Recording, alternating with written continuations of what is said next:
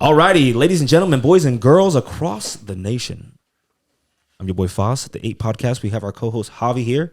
We also have a special episode today.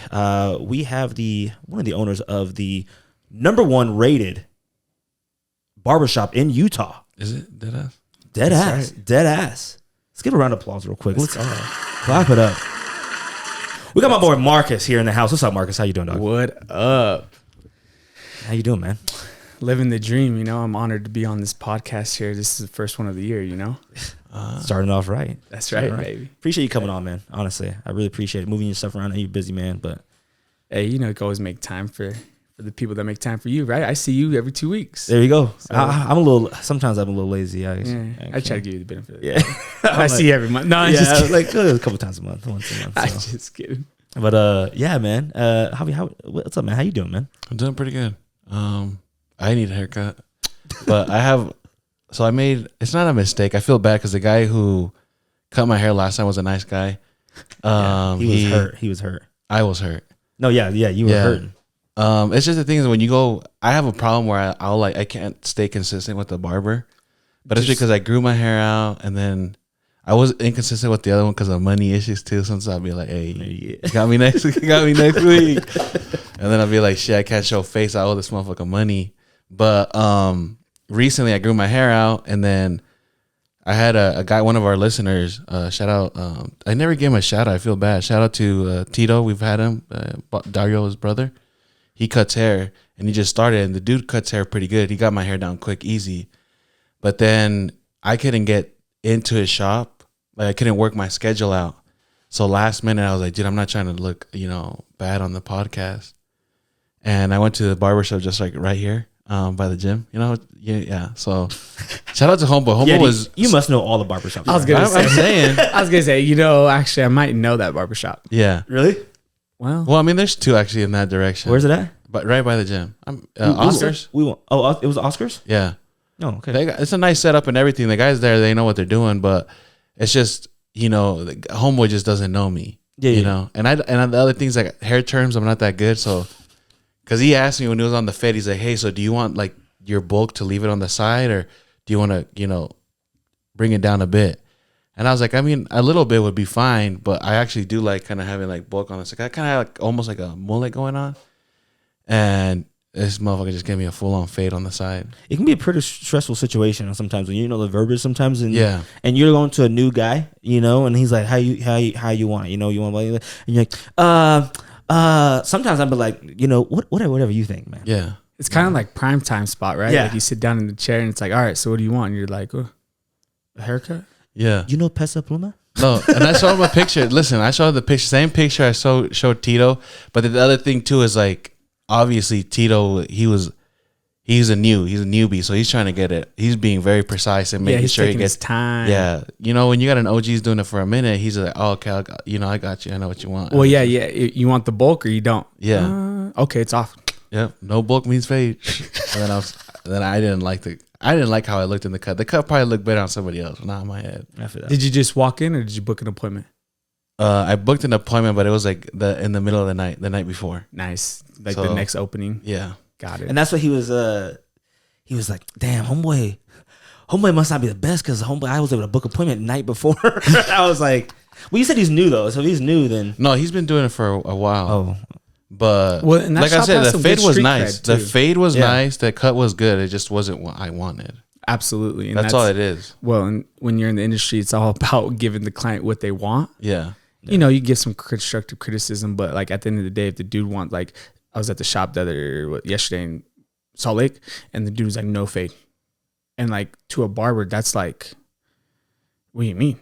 Yeah. Like, what do you mean no fade? Like, you should have got to the salon in Walmart if you want fade. Yeah. Yeah. At some point in the haircut, it's getting tapered or getting faded. And so he was like, no fade. So then we're like talking like, okay, so just like the box everywhere. And he's like, no. Just no fade, no haircut, just bald. And I'm like, oh shit. Okay. Right. And the lady, she's cutting and she's like, Mark, can you come over here? Oh, yeah, come over there. She's like, he's going through the consultation. He's like, do you want to see a picture? Yeah. Like, yeah.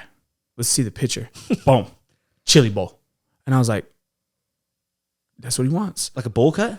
Yeah. Like, dude, I couldn't even say it's a man bun because it wasn't a man bun. It was just like a comb over, just bald, like all the way up to like the top and just combed over. No fade. Was this still Latino? Military guy, bro. And like, He says military guy. But for real though, it so was a Latino military guy. Hey, is this recording right? So Check to see if is it recording? I don't know why I'm OCD right now. Like, I don't know. It won't record if it is. Okay, I'm an OCD. And so yeah, bro, like I was just like, look, you gotta give it to him. So she gave it to him, and then I shit you not, like an hour after, my next barber gets the walk-in guy, and he's like, look, man, I don't really want to fade. I just want to grow my hair out, but I want to grow out a man bun. And he's like, okay, so you want me to just do a part around your head and fade it? He's like, nah, just bald it. And I'm like looking around, and I'm like, yo, what are we doing around here? Like, you guys are just, and he's like, can I fade it? He's like, no fade, bro. Just bald it. Because then when it grows out, I'll have that line. So when it grows back out, I could just have the man bun. And I'm just sitting here like, what? So he did it. The dude walked out. I'll see you guys in 2 weeks. And I was just like, no way. 2 in a row. And like, you don't see it. I have seen, I mean, with that haircut, it sounds kind of weird, but I have seen some people sometimes that they'll just like even in the middle of the side of their head, it'll just change to a number, and that's what they like. Like it'll be bald, and then you got like a 2, and it's just like, yeah. And now some people pull that off as like a style. Yeah, you know, like they like style it like that, which to each their own. We get that, you know, they call it a design or whatever. Can I do something design? And we're like, yeah. And then they show us. I'm like, ooh, all right. You're bold. Yeah, you want to walk around like that? Huh? It ain't my head. And that's the thing that comes with barbering is it's customized, you know. So we like to customize. Yeah, my problem was I was just talking too much, and then by the time when we spun the chair, and then he's like, "How's it look?" I was like, "You can't go back from here." So shit, we good. That's the worst. So sometimes you don't like your cut, or like, say if I get my hair twisted, I don't like the style, or like whatever the case may be, or braided, and then you're done, and you're like, "What am I supposed to tell him?" Exactly. Like, what am I gonna say? What's gonna happen now? Like, my appointment's over. Yeah. Hey, I hate it. Yeah. I don't like it. Can you spend the next 45 minutes fixing it? Like, you know what I'm saying? What are we gonna do here? You're just gonna be like, all right, yeah, I'll see you. And then you're upset. You'll probably never go back to that person again. And like, yeah, like I still get texts from barbers, and I'm like, shit, yeah, I gotta put these. I might block these guys. That's why I always ask my barber. Like, Marcus was my old barber. And Cecilia, we've been homies for a while, but she's out in Vegas now. Down in Vegas, and anyways, when I first got my locks, I was like, how should I? I'm very like open to my barbers. I'm like, what do you think? Like, how should I want to be able to tie in the back. How high should I do it? And then I was thinking of like, you know how people did like the top knot, right? It's almost like comes straight off the back of your dome, and it's just like straight. And she's like, nah, that's not gonna look very good. She's like, you're gonna look like almost like an onion, almost like an onion top. Facts. And so she told me to like bring it down almost and just taper the back. Honestly, best decision. Like, I shout out to her for telling me that, because I look back, because like this was a time when like everyone had like the braids up top, and then they were just tied in the back, and it was that straight top. And I was like, oh, I kind of like that look, blah, blah, blah. And she's like, no, that's gonna go out of style. Like, it's not gonna look good. Like, you're not gonna like it. And so she said, you should drop it back, grow the hair back out here, and then I'll taper it. Shout out to Cecilia. Yeah. Love you. Straight up. That's a great recommendation. Great decision. And then I'm like, yeah, I'm down. Let's go for it. Like, you know, when I get my hair twisted, I'm like, what do you think? What's gonna look good? What style do you want to do? And then I don't know. It's just fucking hair, you know. Well, for sure, head shape comes into consideration. Like, you know, if you had an egg head and you had a flat spot back here, you know, stuff like that. You don't know.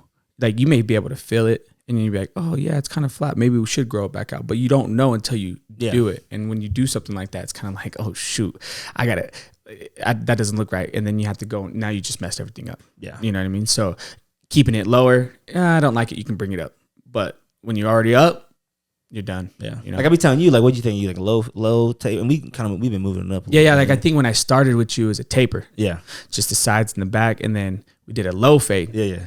And then now we're at like a mid fade. You know? Now I might go high next time. Yeah. See, so now we're getting spicy. Yeah. We get spicier every time. What's the shop's name? I don't think we have. So I own Savant Barbershops. Oh yeah, sorry. We started. Look, see, it's just casual conversation. We started talking about it's, you know. That's why people like it too, because it's just like boom. Yeah. They just feel like they're a fly in the room. So, all right. Well, let's get into it. So Savant Studios. So, are you I know you own the one in Mag. Are you a part owner on all three of them? Do you own all three of them? So how it works is Savant Studio was the first one, It's been there for about 6 years in that location. That was in like Brickyardish? Yeah. That was the first one, right? Yep. Brickyard, Mill Creek. And then there was 3 owners there. Long story short, now there's 2. After the 2, we branched out, and I opened up one in Magna. That's called Savant Studio Barbershop. That's just hometown. So I grew up there, and obviously in and outs, there's only like great clips, mom and pops. So that was like a perfect spot for a barbershop. And then right after I did that, my boy Ethan, which is the co-owner of Savant Studio, he saw that I opened up one in Magna, saw results, saw like how impacted it was, and then he did that in an environment that needed such as Bountiful. So he's over there in Bountiful, Utah with Savant Barbershop. Nice. So little French twist on both of them. Yeah, a little twist to both, exactly. And that kind of bites us in the ass here and there. You know, people say Savant Ducks Deluxe, Savant Troyes, Tros. Yeah, because how do you spell Trois? Trios, Trois. So I could see that. I would not. If me personally, if I saw Savant Trois, I'd be like, damn, Savant Trios. Oh yeah. Absolutely. It sounds cool, but reading it, not the right. Exactly. Do you have like any like tildes or not tilde? That's Spanish, but like the French do that. I think. I know they do, but I don't think it's called a tilde. I think that's more. I don't know. Yeah, I think there's supposed to be 1 or 2 somewhere around there, and I think maybe that might help put a little zest on it. Yeah, for people sure. know it's not just the trios kind of thing. So. Well, when you're doing it like 28, doing it for like 8 years, business for 6, 7, like. Dude, first 2 years in, we realized that like, all right, we definitely fucked that up. Yeah.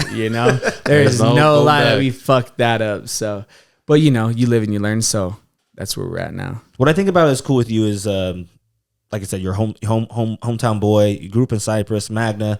I know a lot of cities have their raps about it, but I love that you stayed home, right? Yeah, like you said, there's a lot of mom and pop shops, and it's busy. And it's busy in there. You're doing great. You're thriving. So I think it's so dope how you just appreciate you didn't leave. Yeah. You stayed in the community. I think it's dope as fuck. So and what was cool is like it's always about bringing it back home. You know, so I left to Salt Lake, but thinking about it all the way is like we're always trying to bring it back home. Yeah. So that's that. They like to mess with me and be like, nah, it's different over there because you're the hometown guy, and I'm like. Hey, if I go for mayor in the next 5 years, don't be surprised. No, I'm just playing. I'm just playing. You heard it here first. You heard it here first on A Podcast. It was a campaign 2036. Mm-hmm. No, I'm glad. I'm glad you did one in Brickyard because there's another barbershop. We're not gonna say the name of it, but it's around town. But they need their what's it called? They need a awakening or competition. I like it. I like it kind of thing because there's a lot. There's one in particular. They're just pretty popular one. I think they're. Oh, you should go to. You just know the popular ones. I just see whatever I see that there's a lot of, and I'm like, those. I would go. This is the days before I didn't have a consistent barber, and I would. And it's my fault. I'd walk in. I didn't make an appointment, but they always hit you with the, "All right, I got you next, man. I got you next." And then they were talking about it last episode, huh? Yeah. I got you next. I remember I was sitting there. I was a youngin'. I think I was, coming out of high school. I got you next, man. I got you next. Don't worry about it. And then someone else walk in, someone from the U. Let me just get him real quick, and then I promise I got you. A jazz player might walk in. All right, man. No, for real. I'm gonna get him. I got you. Here comes this homie walking in, and I'm just like, fuck this. Like, I'm not spending 3.5 hours to try to get my haircut. Like, absolutely. I got shit to do today. Yeah, like, I got shit. I'm gonna go fucking somewhere else. And so, yeah. So I'm glad that. What's the name? I'll beep it out. Huh? I just want to know. It was a fucking. I think it's a Brickyard. It's just Brickyard. I think it's Brickyard Barbershop, right? Yeah. Those guys. They had they had the boys over there. Like growing up, I know exactly who those guys are. Like Ramon, Nixon. Those guys are legends. Yeah, they are. Yeah. But then there's that time where it's like we're in the service industry, so that right there is not being serviced, right? Yeah. Having at least a walk-in guy available. Exactly. That can't cut hair. That say you don't take walk-ins. Yeah. I'm not doing walk-ins. I don't do walk-ins, brother. You got to make an appointment. Here's the website. Done. Yeah. I'm like, all right, cool. Don't hit me with the, I got you next, and then 3 motherfuckers walk in, and then you couldn't. I'm like, yo, I'm not doing. And especially if someone ain't coming over to be like, hey, just so you know, these guys are on appointments. These 2 are taking walk-ins, so don't be looking at those guys. Just make sure you're looking at these 2 people because you'll be going into their chair because they only accept walk-ins. Yeah. But that's how I learned too, because I went up there too right? White boy. Oh yeah. My best friend is black and his best friend is black. So I get introduced to a barbershop for like probably for the second-ish time because my uncle's cut hair. So I go in there and I don't really know what I'm doing, but I just wanted a flat top. Why? My best friend is black and he's getting a flat top and my other friend is getting a flat top. So I'm like, your hair like doesn't. Oh, they're like, your hair bro, on flat top. Same thing, right? Just chopping it away. And he's like, so you wanted this? And I'm like, yeah, just a flat top like him. Didn't really care. And then I got out of there and I was like, yo, like you ever seen an old man's flat top? Like, oh, maybe. Man, just military old school. Oh, like a short one, like a yeah. Oh yeah. You like had to fucking pull what up, movie is that? Me, Myself, and Irene with Jim Carrey. Yeah. That's what I was thinking about. That's what. Pull that shit up real quick. That's bro. I got hit with the flat top Yo, that because movie's like a I ain't getting the Afro flat top. It don't work, dude. flip images. Go to images. I'm telling you. He had that fucking the dude from That Fairly right Look Odd. at that thing. Look at that thing. Imagine like a high fade on it. Yeah, that's fresh. That's what I got. Dang, that's right there. That's what I got. And like, it's a flat top. That's It is. That's the white boy's flat top. It is. Like, Right there. Look at that side profile right there. Yeah. that's it. I don't look bad though, low key. It's It is not, military. It is military. But it's not But when you like, want it. yeah, when you're Where you stationed, 9, cadet? That's what it was at. 11 years old, you know, and you're like, the boys are getting clean burst fade flat tops and like lineups, and then you're like, yeah, I just want a flat top too. Yeah. Not a thing, but those guys, they owned like TLC back in the day, and that's the shop I went to back in the day. Young. So that was kind of fun. That's weird because it always switches up. I feel like right now, see, like I've never heard of that. What? But I mean, I don't know. I'm not About people like just no cutting in front of you? barbershops. Like I don't know. Like I know you don't really cut. Like, the only thing is, like, I'll just be like- you've been going to a local guy, which honestly is great. He's a good friend of ours, but he's not like he doesn't have a shop. He does have he has a shop, but he cuts hair good. he does. No, I'm not saying anything that's about the homie. his talent or anything. I'm just saying like talking shit about Manny G. No. And I'm it's saying funny. It's his- funny because some of the friends sometimes I'd be like, nah, I can't get my hair cut there and now. Because Joe for a minute was like, I'm good, and then now it's like his barber now. Yeah. No, I'm saying I love Manny. He's a great barber and he's a great businessman. But I'm saying like he doesn't like have a shop like in a city where people can go to and like have that vibe. Like he's in, I think he's in his. He has a no. He's like not a there no suite? more. He has a little studio, but He it's, does it's now? in West Valley. Oh, I haven't been there in a minute. Yeah. Last time he had his like little garage setup kind of thing. It was Yeah. clean. It was like the studio in the garage. And I like that though. Yeah, it was a cool vibe. I'm just saying, like, you don't really get the barbershop vibes, like there's Right. multiple barbers. See, and and- like, And I think to me it was just because culturally I feel like as like Latinos that's like normal thing because like some people would pull up and we're just like sit and talk and fucking let's play fucking PlayStation here in this Yeah. bitch. that's how a lot of barbershops are, like on the East Coast and shit. Yeah, and, yeah, like, yeah. in the South. Well, and that's how like a lot of people start up too. Yeah. Like, you know, the cousin or the nephew cuts hair and they're like, oh, it's family gathering. Yeah. Hopefully, hey, bring the clippers too, and that way Yeah. you can get your hair cut too. But you're right, like out of the garage, especially in Cali, man, like they just pop up on the side of the street. They just cut you right there, you know, Yeah. whatever's, you know. The barbershop down the street gonna charge $20 anyway, so I'll charge you $20 right here on the corner. yeah. Yeah. Yeah, it was making me think of you ever heard of Ralph Barbosa? The comedian? I was gonna say, sounds hella familiar. Yeah, he's a comedian, but he used to pull cut up hair. a picture. Yeah. I was gonna say, I may not like know him, but he definitely heard of him. He was a he's a young upcoming Hispanic comedian. Okay. You probably seen him on yeah, he's TikTok been and with shit. Yeah, that's why I think I see him on TikTok. This guy. Yep.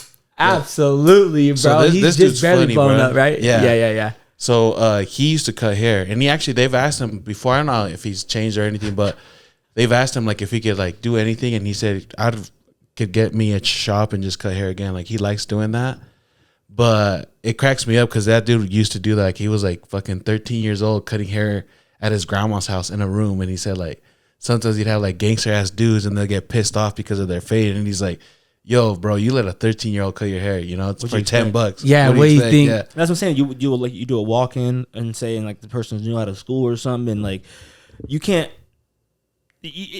You should expect them to do like a good cut, but like you can't expect it to be like a perfect, or is it maybe exactly what you want, or like if you throw some terminology at them and maybe they don't understand, you can't just be like, oh, what the fuck did I get myself into? Right. Like, Yeah. you know what I'm saying? And they're charging like $20 because Yeah. you know they're out of school, so like you got to know. They ain't What- even what in you- school. They're doing everything. Yeah, like, you know what you're getting illegal yourself and shit. into. So. Absolutely. But Absolutely. you talk about starting up. How did you Yeah, how was your startup? get into it? And Man, so I was working actually at my uncle's barbershop because he put me on. I graduated high school at Cypress, and then, you know, he's in and out of trouble, felons, you know, gang banging, drugs, jail, you know, whatever it may be. And so when my dad passed away, he was telling me that he wanted to help me, you know, but man, everyone's saying that, you know, when you're going through some shit. I got you, man. Yeah. Exactly. So I graduate, and I'm like, you know, I'm gonna go to Snow College, you know, I'm gonna go figure it out. And then, bro, had no idea what I was even doing in college. I was like, I ain't doing that. So I told my mom, I was like, hey, my uncle wants to give me an apprenticeship, you know, for the low, you know, no charge. Just is it Joe? Yeah. Just keep the legend. Yeah, bro. Legend. Oh, I was just gonna bring you know who him that up. is? Yeah, I know who you heard that is. name? So you know some of the people that used to cut my hair. Yeah, for sure. So I know that was your uncle. Yeah. So Jay and Joe, but Joe, I worked with Joe, and he got me my license, and I worked at his shop for like 2-3 years. That's where I seen you. I seen you before. Yep. I was like, I seen this dude. I seen you at Joe's back in the day, South Salt Lake shop. Yeah, that's how I found Cecilia. Cecilia used to cut at Joe's, and then I cut next to her. Yeah, well, not even the South Salt. I saw you when you were at this newer one over here on the other side of Reams. Is that South Salt? Oh yeah, on the other side of Reams, like other side of Reams in like. So like, there's a Reams, and then there's like smoke shops on that side, and then like on the other side of the block. That's in Magnum, right? No, what is that? Is that West Valley? Is that still? Well, it's like West Valley border. Yeah. It's like Taylorsville, West Valley borders. Yeah. The Slick is like on the other side. Oh shoot, that's like that's on 4700 South by that temple. Yeah. Did you ever cut hair that? I was in and out of there. I go in and out of there. there all the time, dropping product off for him. That was his second shop. Yeah. So at that time, I was at his South Salt Lake shop running it over there. Oh, you were running the whole thing? I mean, I would say so. I mean, he put me on to where like I was the apprentice, and then he just taught me everything. So like I would just shadow him. He taught me how to cut hair. I'd answer phones, book appointments, sweep, mop, you know, clean the barber stations for tips, stuff like that. And then eventually I did 250 hours, and then that's when I got to get like on the mannequin. That's when I got to take haircuts, stuff like that. So when you're doing an apprenticeship on barbering, sorry, I didn't mean to cut you off. No, you're good. You're good. If you're doing an apprenticeship on barbering, you still got to go to like get your certification? Yeah, so you still got to get a license, but the instructor, which is Joe, he has to go through a course to get an instructor's license. That he's an instructor. Okay, yeah, cool. And then you attach to his instructor's license, and then he's allowed to license you as a barber. So then instead of doing 1,000 hours, you would do 1,250 hours. 1,000 hours is at the school. But since you're in a barbershop, they make you do an extra 250 hours. So you don't have to go like a Paul Mitchell or something like that. Don't. You can just do the... You just have to better complete anyways, your hours. You're in the field. You know what I'm saying? Like, you're not like... It's like hands-on immediately. That's what I'm saying. And it's cool because what I've noticed from other people, like I don't know if your experience was the same, but it's like other people at the shop will be like, hey, bro, like when they're asking for this, like do this. Like they'll show, like other people will show you their techniques versus like just going by the book, and the book might be like outdated, bro. Like, you know, a couple years versus we're talking about now. True. They're like, I'm trying to find the low taper fade. Yeah. They got fucking haircuts like the fucking Irene dude. Facts. Dude, back in the day when you'd fucking had the little like 1 through 30 in the pictures and shit. I remember I used to have. Yeah. I remember I used to get cut at a. Fuck, I used to get caught at the little Mexican salons, G. I don't know where it was called, but it was off of Redwood, and I used to hate that shit. My mom's like, hey, I used to pick one of the fuckers. That's the one. Yeah. But anyway, so your apprenticeship with Joe, the GOAT. And then after that, I mean, so what happened is after about 2 years, like, dude, now that I'm kind of like owning stuff and like seeing things firsthand, like doing like what me and my boy did in 2 years is like insane. So after about a year in there, I got my license. So then the following year that I was in there, I was 1 year no license. The following year I had a license. So then I started, like, Instagram was popping. It was like TikTok nowadays, right? For me, it was Instagram. So I started flying around town, started realizing that like I had a little bit of money. I can get a credit card for Sky Miles and stuff like that. So flew around town, California, went to Vegas, Colorado, New York, Connecticut. Man, like, did I say Colorado? Colorado.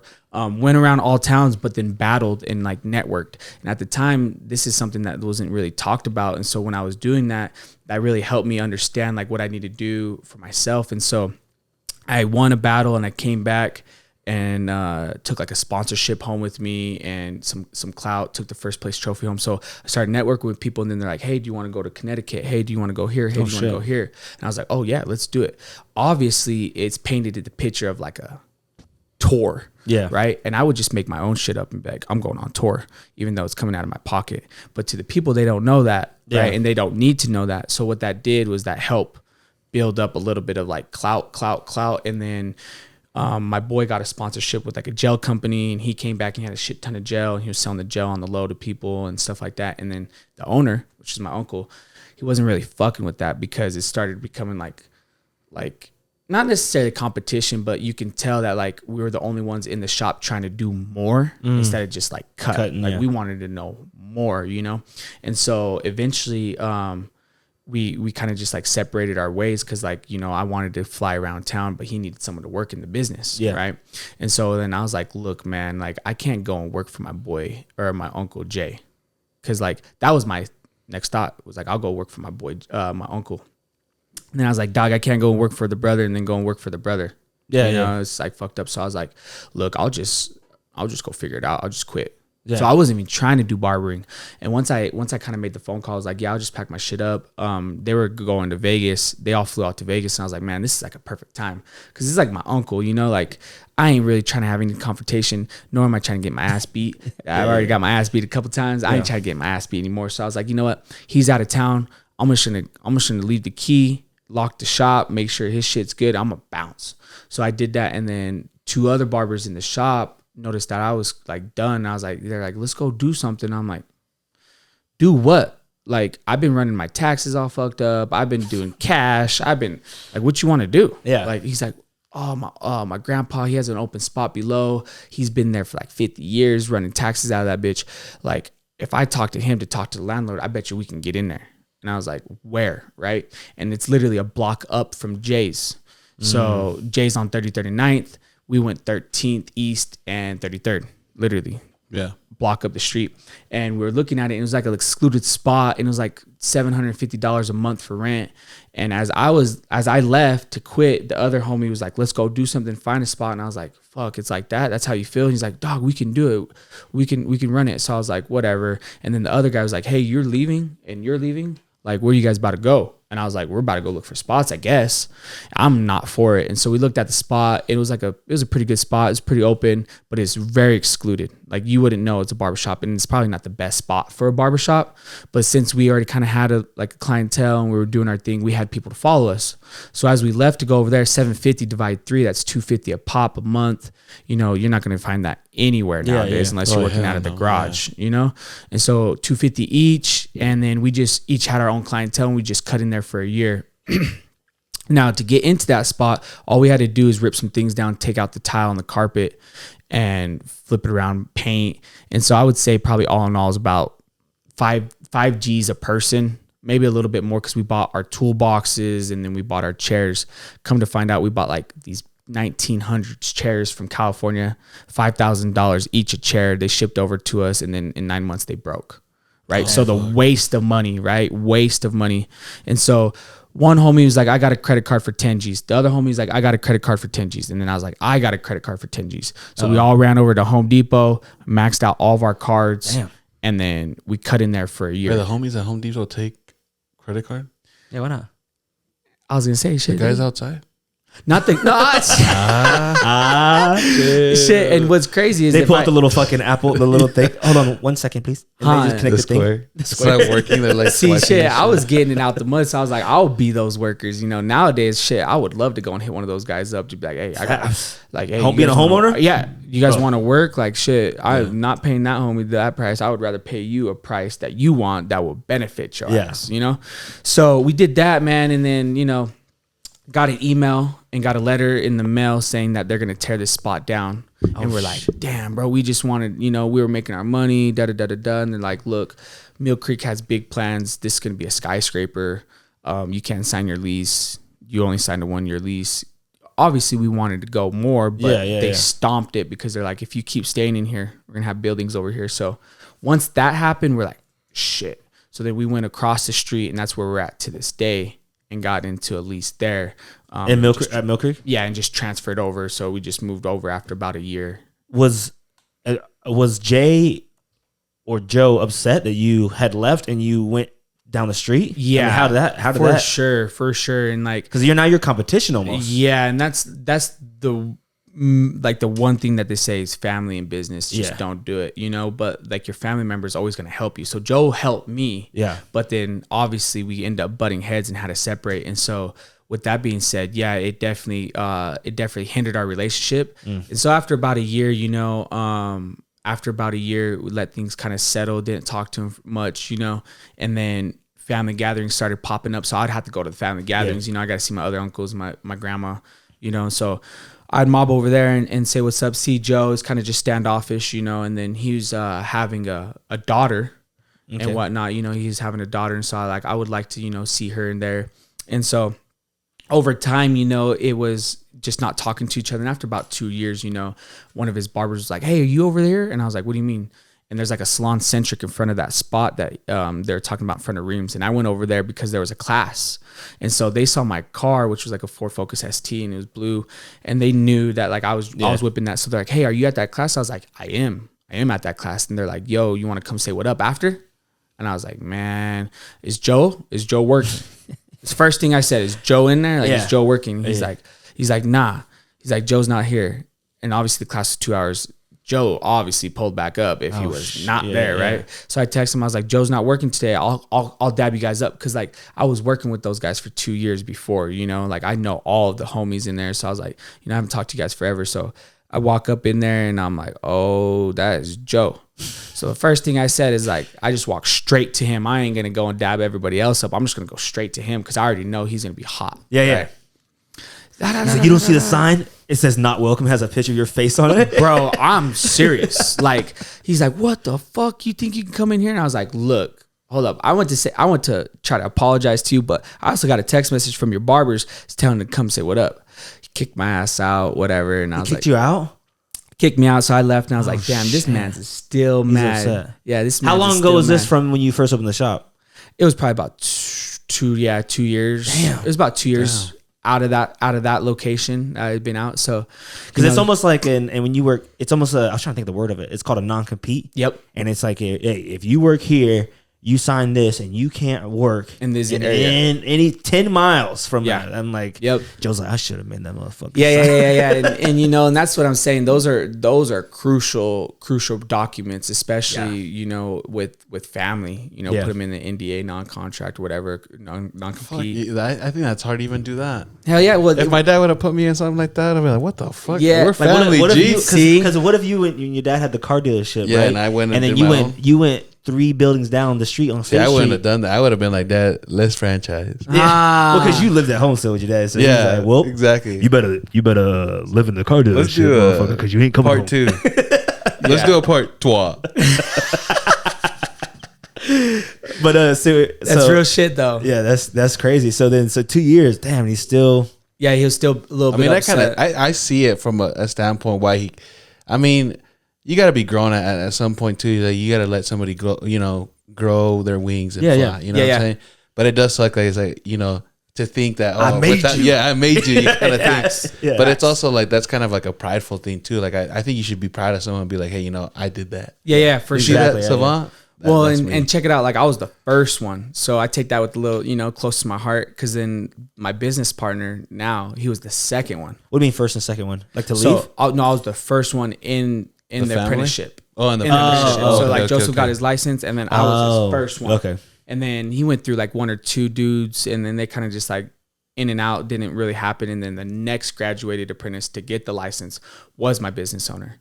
And so like what's crazy is probably like I would say nearly half of the barbershops that have a name in Utah probably some point in time either worked with Joseph or gotten a license from Joseph. That's what I was going to say. He was big. When you brought Brick, to me, I think Joe's was bigger than low key than a lot of the shops that have been around.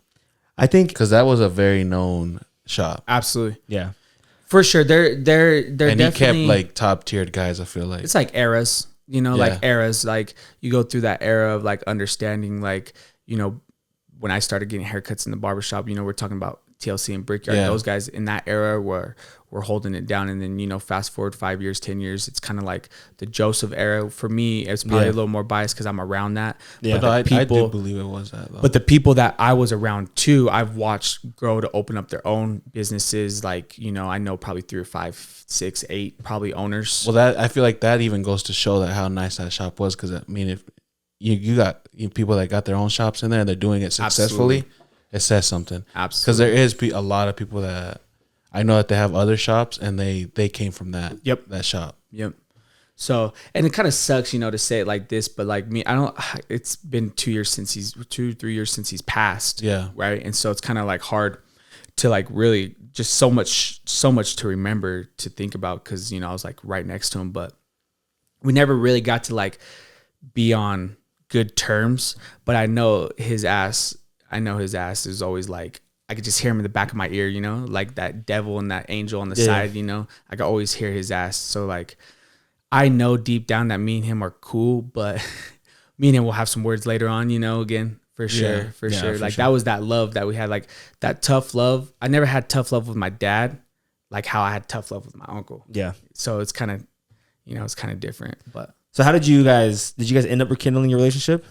Yeah, I would say so, but we were just more acquaintances. Like we weren't like beefing. It was never the same, you'd say? It was never the same, but I think it would have got to the same. Like if he was here probably to this day, I would have probably one phone call a day to him. Yeah. For sure. Because I don't have that one phone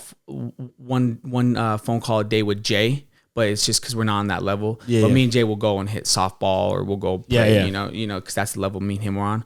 But yeah, definitely crazy to think about. Well, no, it'd be crazy. And also, he'd be so proud to see where you're at today. You know what I'm saying? Right. See what you're doing, and and as the businessman you are, I think at the end of the day, I think it was a kind of a recent thing where he was kind of like hot and like, hey, I can't believe he would do this to me. But like, obviously, so much time has passed to see where you're at now. Yeah, I think you do that with everybody too, because it's like, I feel like if anything, that just gives you credit for who you like.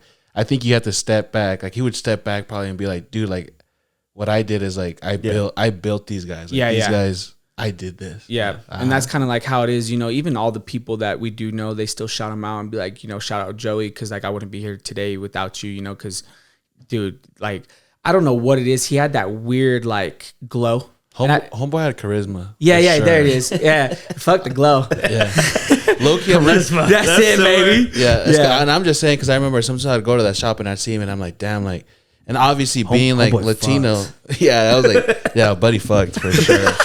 But I seen him and being brown, I was like, damn, like, like coming from the tough past. Yeah. Well, even Cecilia pays a lot of respect to Joe, like teaching her a lot of things, and especially her. She grinded next to him and Jay, so she, she was one of the like top female barbers in the state. I mean, even to this day, like.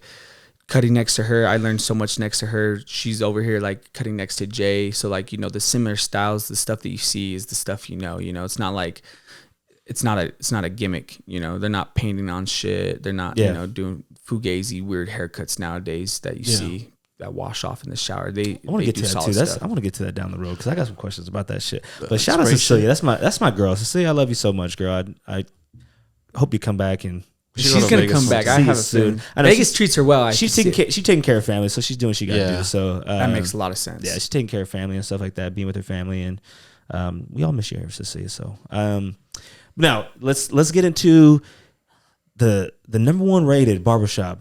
Is it the number one rated? Is that the title, or was what's the title? What was the? It's SLC Weekly, Salt Lake City Weekly's Utah's best barbershop. So it's voted number one, and there was 2 other barbershops under it. So it was cool. Like last year and the years before, they had like the number 1 on it. Yeah. And this year it's just best barbershop. Is that the star when you walk into like restaurants? They have that golden star they be giving out. Okay. Yeah, you know what I'm saying. Yeah. So dang, that's dope. How'd that make you feel? First off and foremost, when you got number 1 spot.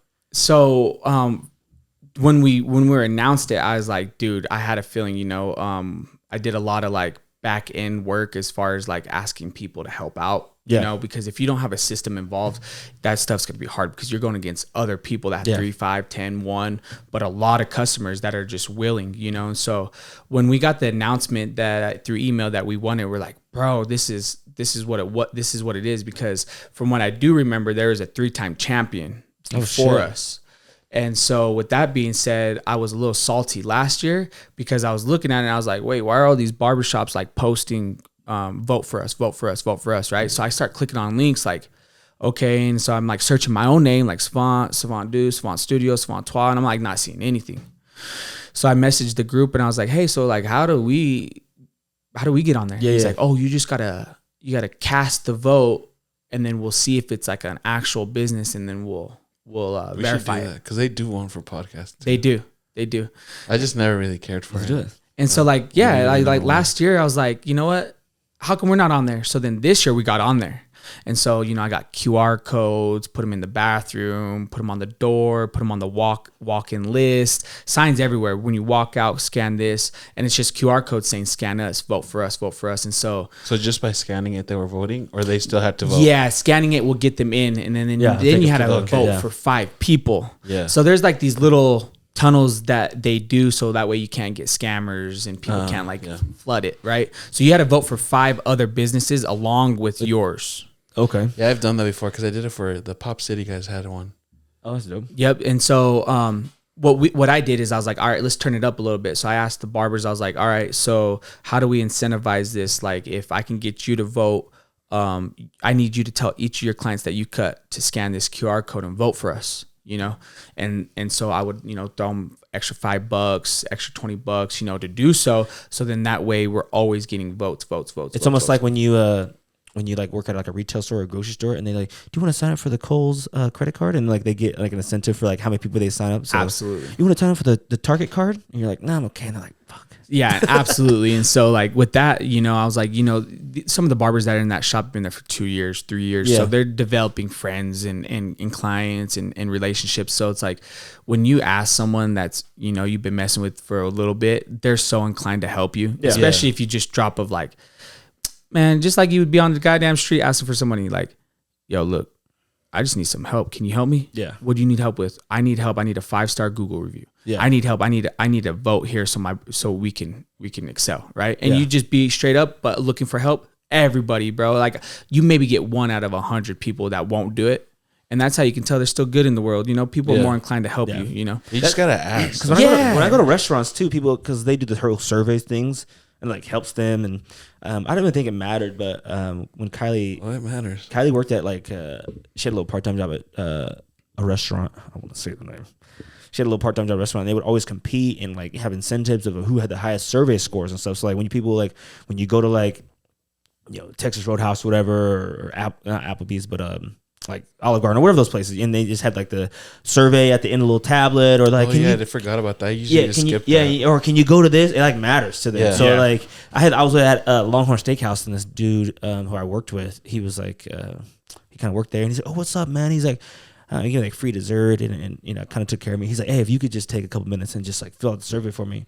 And now that I know what I know now, I'm like, oh, this like it's no biggie. You know what I'm saying? Like, you just scan the QR code. You don't like, do nothing until you know about it, though. It's kind of... Yeah, you don't really know. Well, I mean, like, it's just how it is. That's you don't really know nature. I'm fucking supposed to fill this out, Right. But it's just a simple question. Like, can you fill this out? I mean, like, literally takes less than fucking 2 minutes, 1 minute to do. And I'm only saying that because now I care, just because at my job, it's like, people will get a text after and they'll be like, hey, how was your service? And then I need a 9 or a 10, or else like that shit affects me. Yeah, see? So like now, like I probably will pay attention to like stuff like that. So, ladies and gentlemen who are listening, if you go to your barber, your restaurant, your local retail store, and they say, "How was your service?" Just know that it affects that employee. Okay? Absolutely. So take some time and do it if it was great service. Because the thing is, what, and I'm guilty about this too, not as much, but what I think is too is like, people are so quick to leave a bad Google review or a bad rating, but they're not as quick to leave a good Google review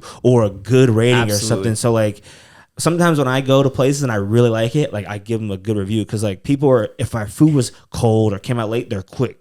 1 star. Yeah. But if it was amazing, they're just like, oh, that was good, and they walk out and never think twice about it. Absolutely. So funny that you say something like that is like, when you're like out doing your thing, you're an entrepreneur, you're trying, a lot of people see you as like successful or whatever. Yeah. So instead of complimenting that person, they think that they get the compliment so much, so they don't compliment the person, and then that person never gets compliments. Yeah. So like I was talking to my boy the other day, and I was like, bro, when's the last time someone said thank you to you?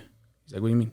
So when's the last time someone was like, hey, I appreciate like what you've done for me, and still not leaving, but I just like like an honest thank you. Yeah. And he's like, and I was like, just think about it, bro. Like we just had a busy ass month, right? Yeah.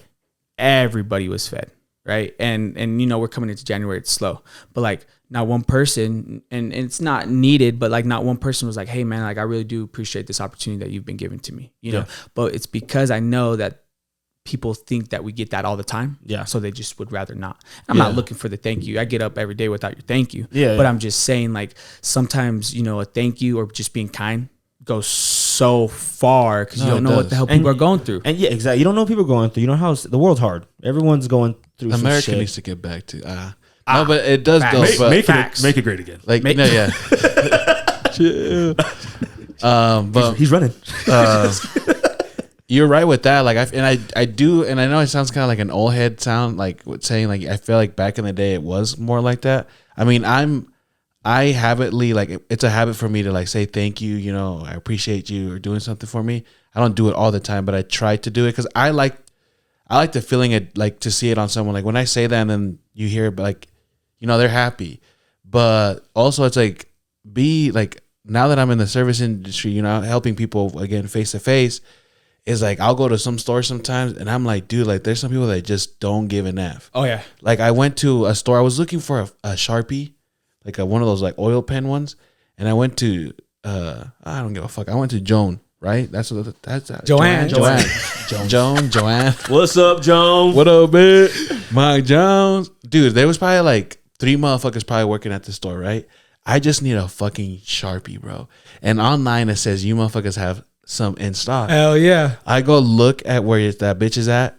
It's all empty. It's not even, there's one fucking yellow oiled Sharpie. I grab it and I'm like, I go to the back, young kids working. I was like, hey, do you think, do you guys still have more of these? You know, it says online. He's like, yeah. He's like, we don't really have a lot of people working, so we don't have somebody doing inventory. And I was like, you don't think you just go back, you know, and see? He's like, no, there's a lot of boxes. He's like, it's not my job either. So They didn't have any Sharpies at Joann's? So what we have out, it had one yellow one. Yeah, one. That's what I'm saying. At Joann's. Yeah. The arts and crafts store. Yeah. So I was like, you know what? You sure you're looking in the right spot? I was looking at the right spot. We'll go right now, G.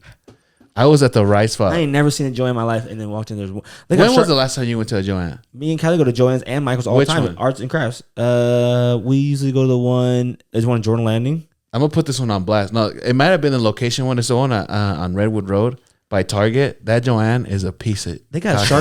They got Sharpies in the front aisle when you walk to the. Not like okay, no. Listen, you're not listening to me. I'm talking about oil painting Sharpie, not like a regular ass Sharpie. Okay, that's what I was like. Damn. No, it's like an oil one. Oh, okay. So yeah, you need it specifically. Yeah, I needed it specifically. I needed a specific color. You should have ordered on Amazon. Amazon could have got it in 3 hours. That like Amazon sold me. No, listen, Amazon. I don't like going to the store. I will go to Amazon first. I didn't want to buy 4 of those motherfuckers. That's Amazon like the 4. Will get you, for like fucking 20 something. I just need the one. Yeah, I was just trying to spend $5. Yeah. And then I go ask another dude. He's an older dude, and I was like, you know, this guy, you know, he's probably gonna get it for me. He's like, whatever you see out there is what we have. And I was like, fuck you. And then on top of that, this motherfucker has the audacity. You know, you walking out the store, and obviously some stores have like the exit. I don't know why I just thought about this. Michael's does the same thing where it's like their exit is like you got to go around the whole bitch and to get out. Yeah. And it's like, I'm not checking nothing out. I don't want to go out there. I see the exit right here. I'm going to walk out. That same fucker that told me that you know, no inventory. He's like, that's not the exit sign. That's not the exit. I was like, we got a 1019. He's trying to walk out the exit sign. I was like, bitch, get your lazy ass to try to stop me, motherfucker. I'm walk out wherever the fuck I want. You better go find your inventory, dog. Yeah, you better go find inventory. Shit, I'll go walk out wherever you want me to. Fuck. I'll walk slowly. I'll walk however you want. I'll fucking moonwalk out the bitch if you want me to. And what I was going to say is, did you ever find your Sharpie, by the way? Sorry. I did. Okay. Did I? Yeah, I did, but it was a thick. I needed a fine point, and Walmart had a medium point. What's wrong with the thick ones? Nothing. It's just it was a little tight spot. I needed that, but we made it work with the medium. I feel that. So moving on. So Savant Studios. I feel like you always have, not always, but there are some new barbers kind of coming out, but you also have I feel like your core guys that I've been seeing for a couple of times. But when I do come in there are some newer people. How do people just like apply? Do they know you? Is it like families and friends? Man, that stuff's so funny. Like there's like, you know, most corporations have like a designated email. They have a designated area, designated person to do hiring. It's like a whole little department and such. For us, man, If you can cut, no, I'm just kidding. No, If anybody out there in if you know how to turn on a Magna or clipper, nah, we what's hard is that we have to hire people with licenses. Yeah. So it like makes us zone in to the person, you know, and what we do is we network through social media. We just follow them. You know, it's crazy what a follow will do, right? Some people will follow you and you don't follow back, and they'll just be like, damn, that guy's way too cool, right? He has 1,000 of those. Fuck that guy. Right? Yeah. So, you know, just a simple follow back, and as they're posting their work, you can tell that they're starting, you know, you can tell something's terrible and something's good. And so you just encourage them. And then next thing you know, you create relationships with them. And before you know it, they'll ask for a job. We had instructors that work in schools, so we can use them as poll. Yeah. To help. I think I remember you talking about this last time I got my haircut. You're talking about it with somebody else. Yeah, and we actually have another barber that wants to be an instructor at a school. So as much as that stuff plays into play, is like Savant's barbers are, you know, either like instructors or working at schools that can help. We do classes, so third party education. It's not like a barber school class. It would just be more or less like, what are you trying to work on? What are you guys trying to look at? It's always better when somebody else is telling you something than your mom or, you know, the instructor that you see every day. So we'll go into classes and do like a 2-hour little skit on how to do a low taper, how to do a low fade, how to shear work or blow dry, add volume, you know, because these guys got 1 or 2 hours under their sleeve. They don't know what they're doing. So really it's about planting the seed for about 6 months. So, you know, last year, 2 years ago, we did a big hiring push. We just followed everybody in the world, you know, started DMing people, liking stuff, following stuff, sending people's work out. And then, you know, we got about 10 people that all wanted a job. We just handled the interviews and just ask them location, where do they live, and then that gives us a good idea where a great placement would be, you know, for them. So a lot of times it's like, you know, winning awards like that. Like when we won that award, I probably had flex that. 4 or 5 hirees wanting a job, and you know, I haven't done a class in a barber school in a minute. There's 3 or 4 around Utah. I haven't done one in a minute, but I just made a post literally this morning or yesterday saying that we're hiring. Oh shit. And I have a guy that's looking for a job. Oh, and dope. So I think, you know, after like putting the footwork in, you know, planting the seed and coming back to it, a lot of times barbers will be like, oh, you know, I'm gonna go work with my buddy. Yeah. And I already know what the result is like, I know you want to go work with your buddy because you're a little nervous and you're scared. And the result is Yep. And then, you know, 6 months later, like, hey, I know that you were reaching out to me. Like, my buddy's no longer my buddy.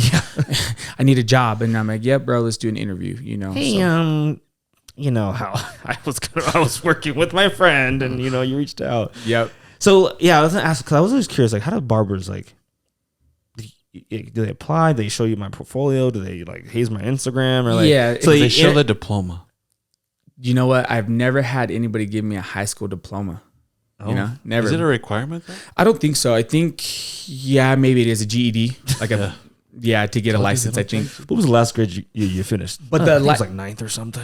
The age I don't think matters to be a licensed barber. So when you're anybody out here who's really trying to get a barber who wants to maybe go to Savant Studios here, you said you're hiring. So, like I said, I was always curious, like, how do people like apply? Like when you're interviewing, are you looking for like how they cut? Yeah. All right, you're also looking for like interpersonal skills, like communication skills. Absolutely, absolutely. So like I have a little skit on my phone that I run through on a one-on-one interview with them, like an in-person interview. And then if in that in-person interview, they can show me their Instagram or portfolio. Okay. I can look at that, but you know, I can see their Instagram and how they promote themselves. And a lot of times I can just be like, yeah, after this interview, you're allowed to go in and get your tool set up, blah, blah, blah, blah, blah. You're good. And then if they do show me their Instagram and it's like, ooh, yeah, like fresh out of schools, right? Yeah. So like, that's a lot of it. You're looking at it and you're like, oof, all right. So this interview was good. Can you schedule a practical interview, a hands-on interview with one of your clients in this next week? Meaning, can you get a haircut over here to show me your haircut? Oh, that's dope. Like, yeah, okay. Yeah, it's just and like they cut and I just some watch. guys aren't that big on the Instagram thing. Yeah. Like, you'll get They some can of be those nice, guys. yeah. Yeah, that's But it does exactly help. it. So like people that are listening and do barbering and they're thinking about it, it's like you want to build a nice like Instagram portfolio. Yeah, definitely. And you know, I like to say Instagram because it's like dude, it's like a reminder. Like, you don't have a group chat in your phone that's a text message and you like wake up, you're like, damn, my schedule's open. Let me just send out this group chat real quick to all my boys that I'm open today. Yeah. You know, I don't really do that because it's a little bit like sus, you know. Maybe I do that every now and again, but it's a little bit sus as far as like waking up at 6 a.m. Hey, boys, I haven't seen you guys in like two months. You guys need haircuts, you know? But instead going on Instagram, right, and being like, hey, I have openings today, and you post it on your story, it's going to delete in 24 hours. You know, you might get 100 people to see it. Out of those 100 people, hopefully 10 will be like, oh, shoot, I'm going to book my haircut for either today or the week, you know? So it's a reminder feed for Instagram as a barber. So if you don't have an Instagram, I'll ask you got a picture? Because I got to see something, because like from the picture, I can tell you probably a no-go, or let me see you cut, or like you're good. So, and then personable skills, you know, like, it's kind of hard to see that in an interview, but if you can't carry an interview with me, I'm definitely not hiring you. What if they're like, damn, this guy can cut, but he can't hold a conversation. He can't talk. You know what? I just hired a barber that can cut. Like, he's, you know, he's fresh. He can cut. Like, he'll do anything you want, but like can't show up. Oh shit. And I'm like, bro, like, what is that? Like, what is that? Me? Like, your best ability is your availability. You know what I'm saying? Yeah, facts. You got to at least be here to show me what you're good at. You and know I get it. Some days you might do 3 haircuts, right? Yeah. But like, that's why I'm I kind of control the barbershop in a different way. Like, booth renting shops or like daily payout shops or weekly payout shops. Those barbers been doing it for 8-10 years. They have a clientele. Anywhere they go in the world, people are gonna get cut by them, no matter what. It's just how it goes. 12 years cutting is just how it goes. But then there's people that, you know, been doing it for a year and they bounce around and they don't adapt any type of clientele. You know what I mean? They don't have anything. So with my shop, it's commission based. So I get a chunk of every haircut that goes into that. With that being said, I work for every haircut that comes into that thing. Yeah. To where if you're a booth renter, the owner doesn't get a chunk of every haircut that comes in. And that owner's not going to work for every haircut that comes in. So, you know what I mean? Yeah. So like for me, like I'll work 7 days a week for 365 days because I know what I'm doing is generating the flow in all 3 locations. So that's how I get paid. To where some people don't understand that and they think like, oh, well, I've been doing it for 12 years. So then I hired this barber, been doing it for 12 years, clean ass fade, can't show up, wants to leave early, and then now doesn't work with me no more. And I'm like, bruh, like you got 25% of barbering down, cutting hair. Yeah. You know, you got to be able to show up, not stink, not like be low. Oh, you know, shit, really? Just like smell like weed or something? Yeah, man. Like, come on, bro. Loud as fuck. Like, I'll be honest with you. Like, that's the problem with barbering, you know, the ghetto rap, the gangsters, the graffitis, the stinkiness. But like, honestly, everyone smoke weed. Yeah. Just smoke weed professionally, man. Like, shit. Smoke weed professionally. Yeah, man. Shit. Like, think about it. In 5 years from now, Snoop Dogg, I'll let it slide. But yeah, Wiz Khalifa or something, like, you know, that's your brand. But like,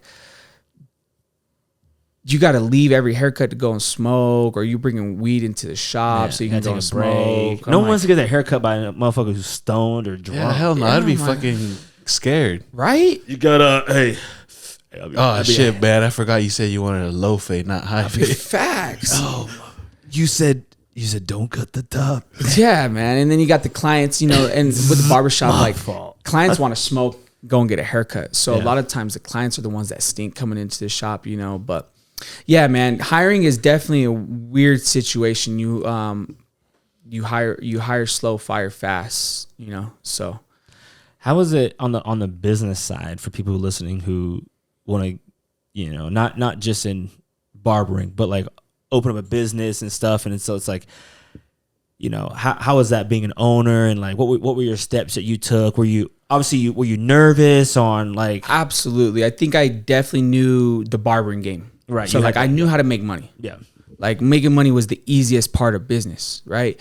Doing a haircut and taking money is easy. Yeah, but it's like, how do you develop your taxes properly? How do you show income?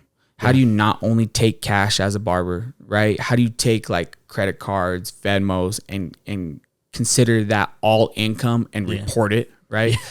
Like that's like where we're kind of at with barbering, is that we want everybody to grow that way. So for us, like Savant, meaning like an distinguished scientist, I feel like barbers lack in the smart aspects of barbering. Yeah. You know? And so like to get a goddamn house as a 1099 contractor, you have to claim income, you know, but then you have to pay those taxes. Yeah. If you write everything off, you can't get approved for anything. So if you make 100 G's barbering, but you wrote off 80 G's, you're only showing 20,000, you're not going to get approved for anything. But if you make 100 bands and you only write off 20 G's, you're showing 80 bands, you can start getting approved for stuff. So with that, it's like LLCs and S corps and taxes, write-offs. What can you write off? What can't you write off? Depreciation, appreciation, you know, stuff like that is what really like drove me to like want to do barbering more, because where people I was around, they're like, oh, just cash is cool, bro. Cash is cool, bro. And then like they're just living in an apartment. But like my goals isn't just living in an apartment my whole life. You know what I mean? Yeah. So you're actually trying to build these guys up. Yeah. And so like Teach them something. what kind of gets misskewed is that like the contractor is Savant Barbershop. That's the contractor. The barbers are subcontractors. So when I start dialing them into like the subcontractor flow, getting them LLCs and S corps, you get a business name with that. So like barbers think that like they're building their own business, right? Like, whoa, right? I'm my own businessman. Yeah, but like literally, right? So they start running. Homeboy that walked in late, he's like, "Hey, why are you late, man?" I'm my own business. I'm my own. He was with Yeah. a suit and a suitcase and briefcase. Hell yeah. Right here. This is my office. You know, and that's like, that's it. Like, that's what it is. And we're like, bro, like, we got to be able to like do this properly, because like people will be like, hey, like, can you write me an employee letter to get approved for a car?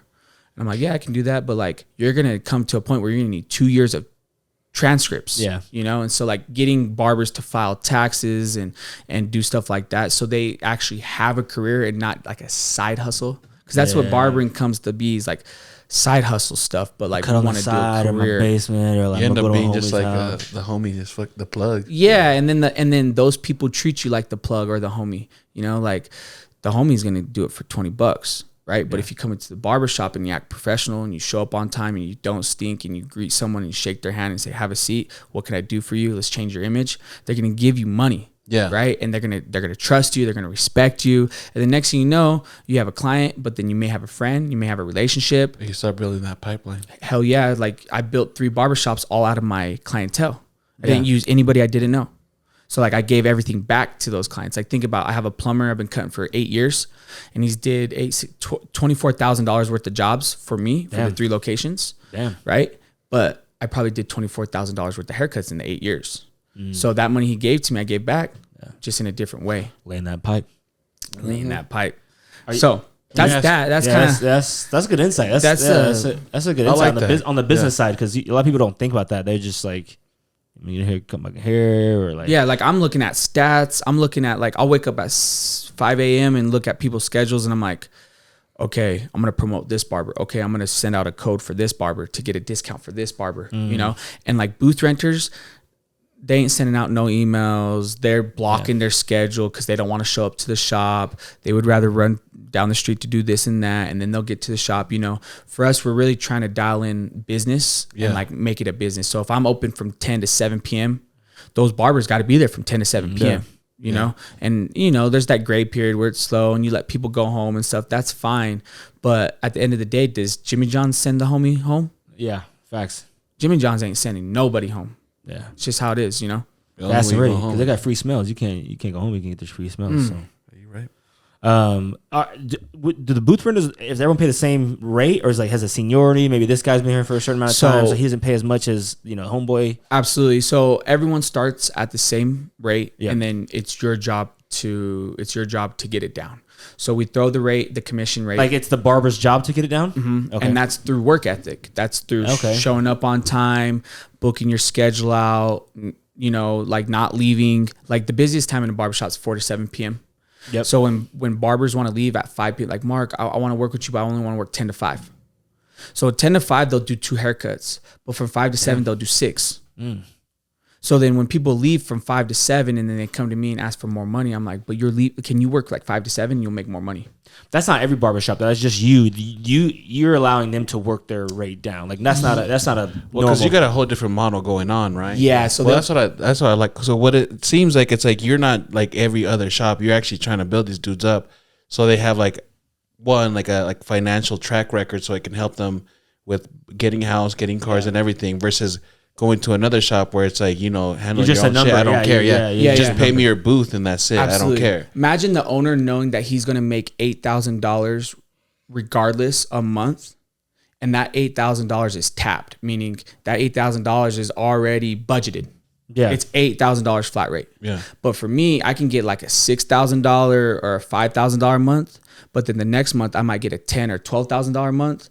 And so the reason being is because it's like just highs and lows, right? Yeah. So we're just riding the roller coaster. So that owner that knows that he's just going to make $8,000 a month for the rest of his life, he's just going to show up to grab that money and leave. Because like how you said, because it gives you the responsibility of like, hey, like, homie that's here working at the shop, I got to build him up, because the more he builds up and becomes successful, I become successful through him. Yes. So that's a pretty clean model. But are you the only, like, is that common or? No, it's not common, but it's becoming more common, because what it's tending to do is it's like deleting it. It's allowing everybody to win when everybody needs to win. So like booth renters, they make a lot of money during the high seasons. So Christmas and stuff like that, and holidays, they're making a shit ton of money because it's busy. But that doesn't mean the owner is, because they're at a flat rate. To where when you're on commission, when it's busy, everybody's busy. So when the barbers are busy, the owner's busy. When the owner's busy, the barbers are busy. It's because everyone's winning instead of just having one side winning. Like imagine if it was slow, like January, right? It's slow. It's ice cubes out there. No one wants haircuts, right? So think about it. Right now, everybody's losing right now. So everybody's slow. The barbers and the owner's slow. But we're all working as a team to get busier. Now think about the booth renter that has clientele and stuff. It's slow, but it's slow, but that booth renter's been doing it for 10 years. So he has 10 cuts a day. Damn. But he's making cash. But that owner is like, oh shit, I'm going to die because I'm not going to get through to pay overhead or whatever. You know what I mean? Because it's a flat rate. Yeah. And so a lot of times owners that are working in the barbershop are the ones that have like a missed module, meaning they have to work in that barbershop to make ends meet. To where the way I'm kind of constructing it, I can jump over here real quick and do a podcast while the barbershop's like working, and I can still be making my ends meet while I'm not there, right? And so that's kind of that little kind of win-win. Yeah. Is this stuff that did you learn this stuff like being at Joe's? Is this stuff that you kind of learned like being in the field? Absolutely. At like Joe's? Yeah. Like trial and error, watching the old school way, right? Yeah. Watching the old school way, and like me as a barber not having assets. Not knowing what my assets are, not knowing what an asset is, right? Just being a dumb, brain dead barber, right? Yeah. And so I watched that. I would pay out daily, and it would be cash. So then I know Joe wasn't reporting that cash, right? But that's like broke rich. I want to be paper rich. I get you, yeah. You know what I mean? Because barbers hit me with the, oh, you ain't got cash today, and I'm like, I'll take a cash tip. Yeah, but like if I can, I claim my tips. So like barbers will laugh at me. They're like, wait, so you're filing taxes for cash tips? Yeah. Oh yeah. Oh yeah. That's $20,000+ a year in tips. Why would I not? Yeah. Oh, well, it's because if you just hide it, you don't write taxes off. Yeah, but you're not, I mean. Like you see how you're pushing yourself down by doing that? Because a lot of people who do like the esthetician, or like they do nails, or like they do like or other barbers, like they do these cosmetic type vibes, and you can't pay me in cash, or you tips, and they're like, oh, I don't have to report that, you know? And at the same time, you're like me, I'm like, oh, that's nice, but then coming from your side, listen to you that, and you're like, why would you not? Yeah. Well, and like everyone's scared about Venmo, and like, oh, like if you take Venmo or like $600 and you pay out Venmo $600, it's like the federal is like, I'll take Cash App, Venmo, Zelle, Marketplace, Snap Cash. I'll take it all, and then I just report it, right? I just report it because like, why are you not like? Yeah, because some of these people, like, cause I even remember the only thing I could, when we used to sell cars, it was a lady who was a stripper, and obviously they get all their money cash. And it was hard to get her in a car that was like, dude, like homegirl was what the car was worth, and she was just trying to get a car on payment so she can establish credit. Yep. The amount of that car, she would make it in a week. Yep. Like she would show us like she brought bank statements, and even then the bank was still kind of iffy about it. She made that money in a week. Like, she was trying to get a car for like 10 grand, and it's like, bro, she makes this in 1 week. Just, the money's going in, but it's hard banks don't respect that. Like they don't care how much money you got cash or it's going in the bank. They want to see consistency, actual money, like actual company checks going in there. And then I can only imagine for a house, so you're making all this money and you can't even buy a house. Like what's the point of it? You know what I'm saying? Like servers, strippers, like people like these cash tips and cash money, like you get reported so you can show that you're fucking. It's like when someone hits a lottery and they're like, oh, I won $1 million, but then they get taxed on it. It's because if they just file a W-9 or 1099 and they file the taxes on it and then they take the hit. But if you don't claim that. So if I hit $1 million lottery, I'm going straight to my tax guy, claiming it, paying my taxes on that. So then that way I can go get approved for something that show, like, you know what I mean? Like that's like what it would be. So for us, like our brand, so the Savant Studio has been open for 6 years. Savant Do has been open for almost we're on our 3rd year, and then Savant Trois is on our 2nd year. And so you can really scale your business 3 to 5 years in. And so with us having a brand, we just barely total gross sold $1 million of haircuts. Oh, nice. And last year we were doing about $25 to $30 haircuts. We just all took a price increase brand wide, went up a little bit on haircuts and added a little more services and adjusted some commissions and stuff. So we'll probably be able to grow. We probably should surpass that because the shops were only 50% full during that whole year, to where we're a little more grown now than we are last year. So we should only see some growth from like going forward. Go ahead. I wanted to ask something. So like how you're trying to build these guys up, like is like the goal, like trying to build them up to a point where it's like, okay, let's open another Savant. Like now that you have like followed into the footsteps, your business model is working. We entrust you enough to like, you have a nice clientele to where we can open another location at a certain area. Absolutely. That's what I was asking. Do you have that plan going on? In fact, Savant four. Yeah. Well, and like what's crazy with that is like we're trying to talk to people. There. Yeah, facts. We get a lot of Spanish clientele, so real shit. But we're trying to understand who, because we've talked to a couple people, franchisees, commercial brokers and lawyers and attorneys that all focus on business, and they all give us like a rough estimate of like what things are like assetted to be and like what we should do. And a lot of people said it's like up to you. Like it's your franchise, so you make the rules, right? There's guidelines that you can follow and stuff, but for us, we have some guys in our locations that are definitely trustworthy enough to do so. They've already mentioned it that like would be something that they would want to do, and so for us, we just got to honestly understand math, right? We're dumb, right? So like I would hate to be like, hey, have 15% of my business, and then like later down the road him come to the lawyer and be like, hey, so since he has more than 50% of your business, he becomes a partner, right? So like one of my boys, Ethan, he tells me this like every other day. He's like, me and you can only say 50-50, right? Like no one can be 51-49%. Like we just got to say 50-50. We can never give anybody more than 10% of our company, because then they can start pulling partner ways. So like they can only have about 10%. And they can start giving it to other people too, right? Exactly. Yeah. And then who the fuck's this guy who owns 2% of my fucking business? Exactly. And so that stuff gets really wishy-washy, but we definitely would like to take maybe like a royalties in a sense of like, okay, so you have $15,000, you put $15,000 in, and then you get 10% of gross profits for the week. For every, Just make easy numbers. Just say gross profits are $2,000, 10% of that, $200. So that manager would be getting $200 of profits a week.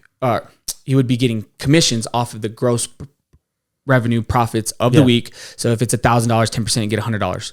So we did some math. If they put about $15,000 down over the years, they would make that $15,000 back. Okay. So then they would get their ROI in a year.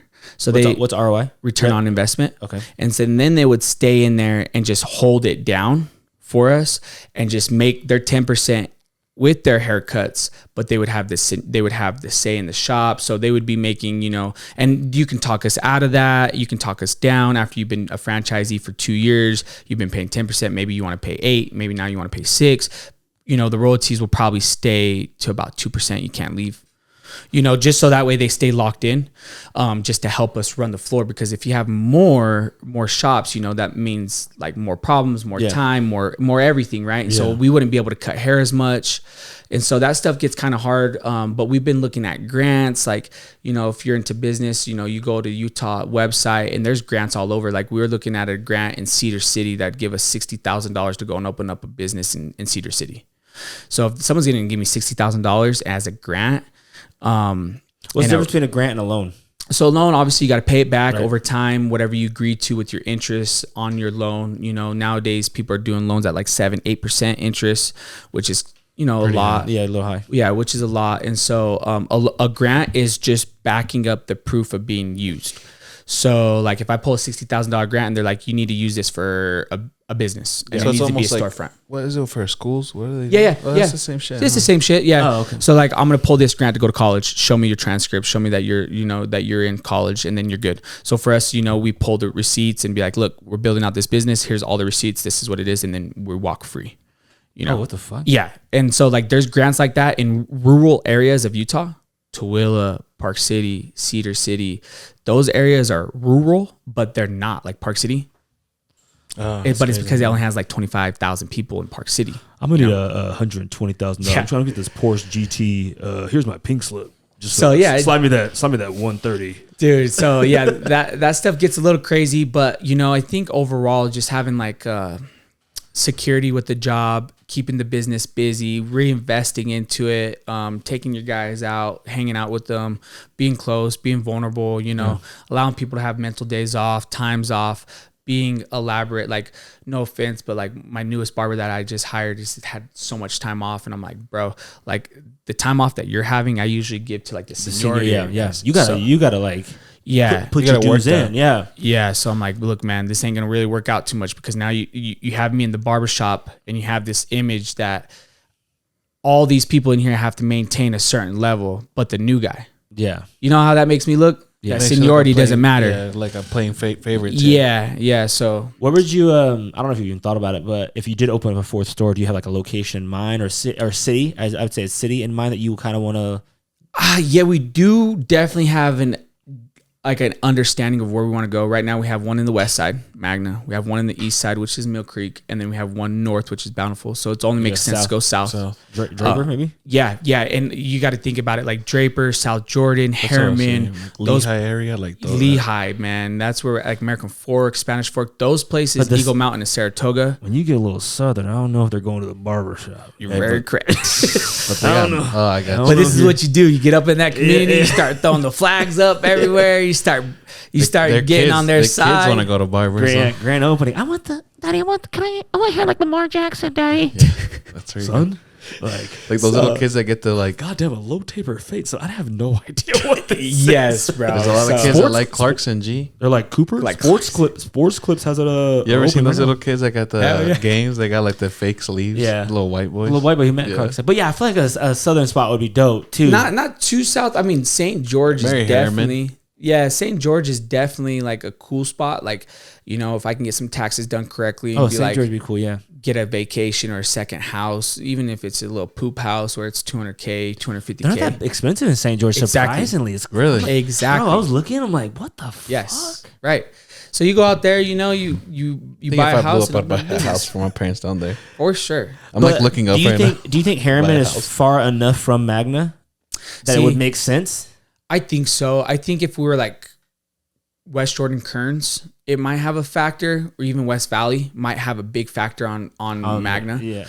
But Harriman is, I mean, Bacchus takes you straight to Harriman and Magna, you know, so they have that one road that like funnels you straight there.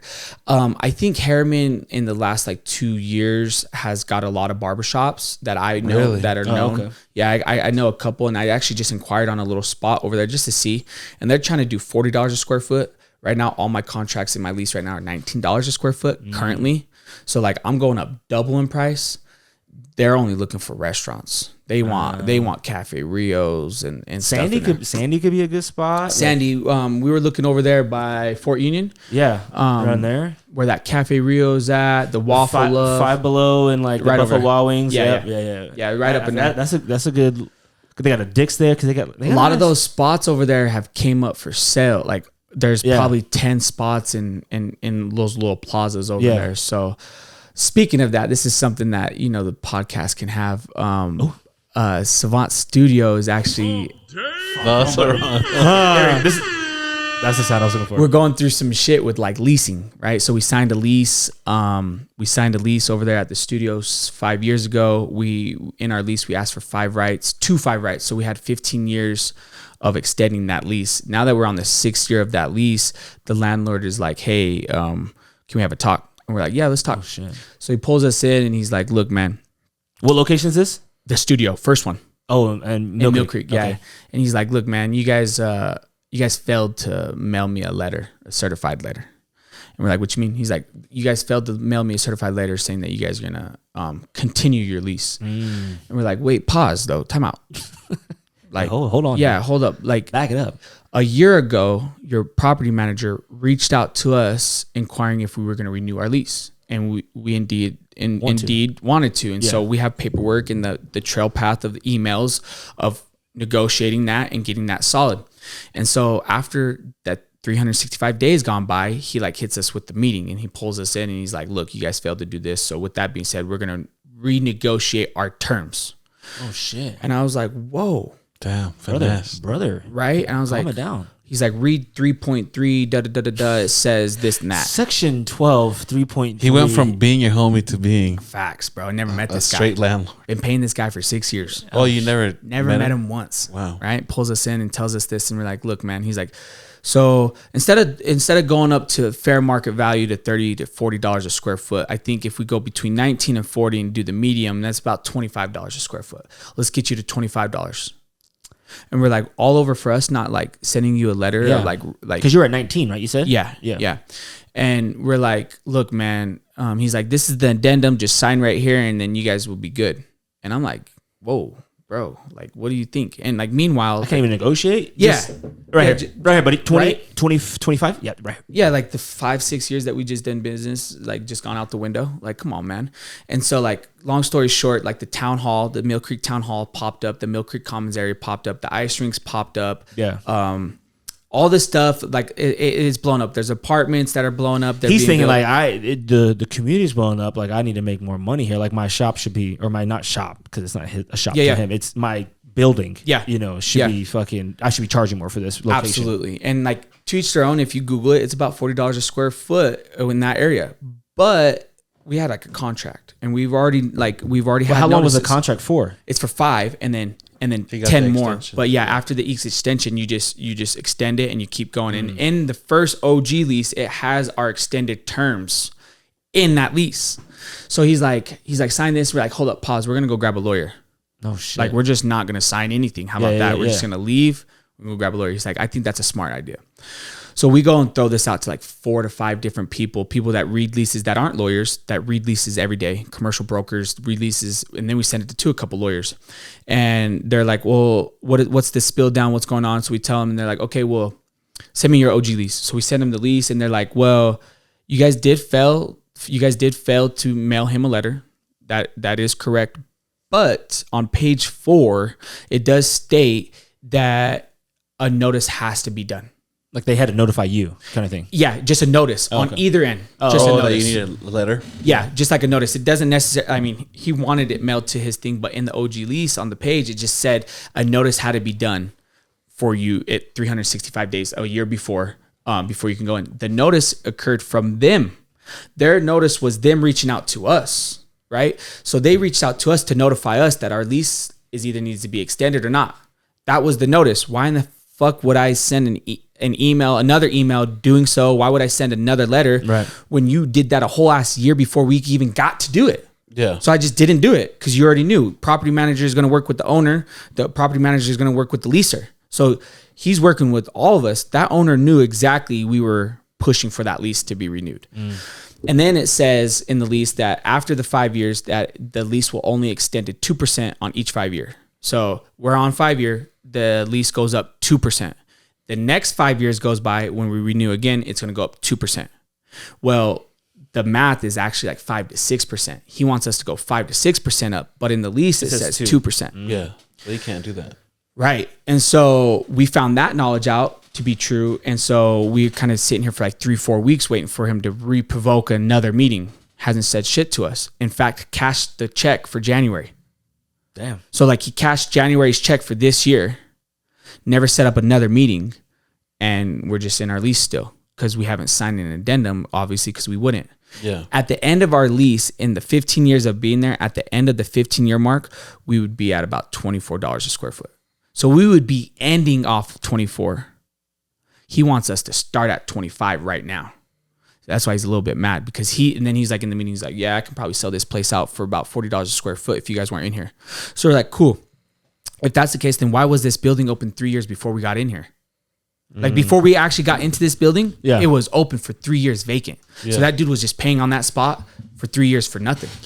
You should have been, as a matter of fact, this place is popping now because of us. Right. And so I told him, I said, did you know that bar has 2 new owners and then the recent owner just committed suicide? So like, and then the T-Mobile, it's a corporation. So they're automatically going to be busy because it's T-Mobile. Yeah. So the only people that really bring in foot traffic to this area is the barbershop. Yeah. Right. And so we kind of told him and he's like, yeah. And so me and my boy were like, look, man, if he calls a meeting, if he truly wants us out, he can pay us out. So we have like 3 little options. He can either pay us out, honor the lease, or go to court. That's it. That's what there's 3. So those are that was the little insight on that. That's what I'm kind of currently going through. You heard it here first, ladies and gentlemen. That's the tea, baby. Little bit of tea. That's damn. So then, here I am like, bro, I never took a business class. Yeah, that's what I'm saying. It's so crazy. Like, you're just like. Let me ask you something, because I never do the whole lawyer shit. Do lawyers charge you, like, for you having a lawyer check all that shit? He charge you for that shit? Well, he didn't say it was a lawyer. You said it was just a lease guy. So we had like 4 or 5 people. One was like a lease broker that reads leases, and then we had 2 of those guys. We sent it out to our CPA, which is our power attorney.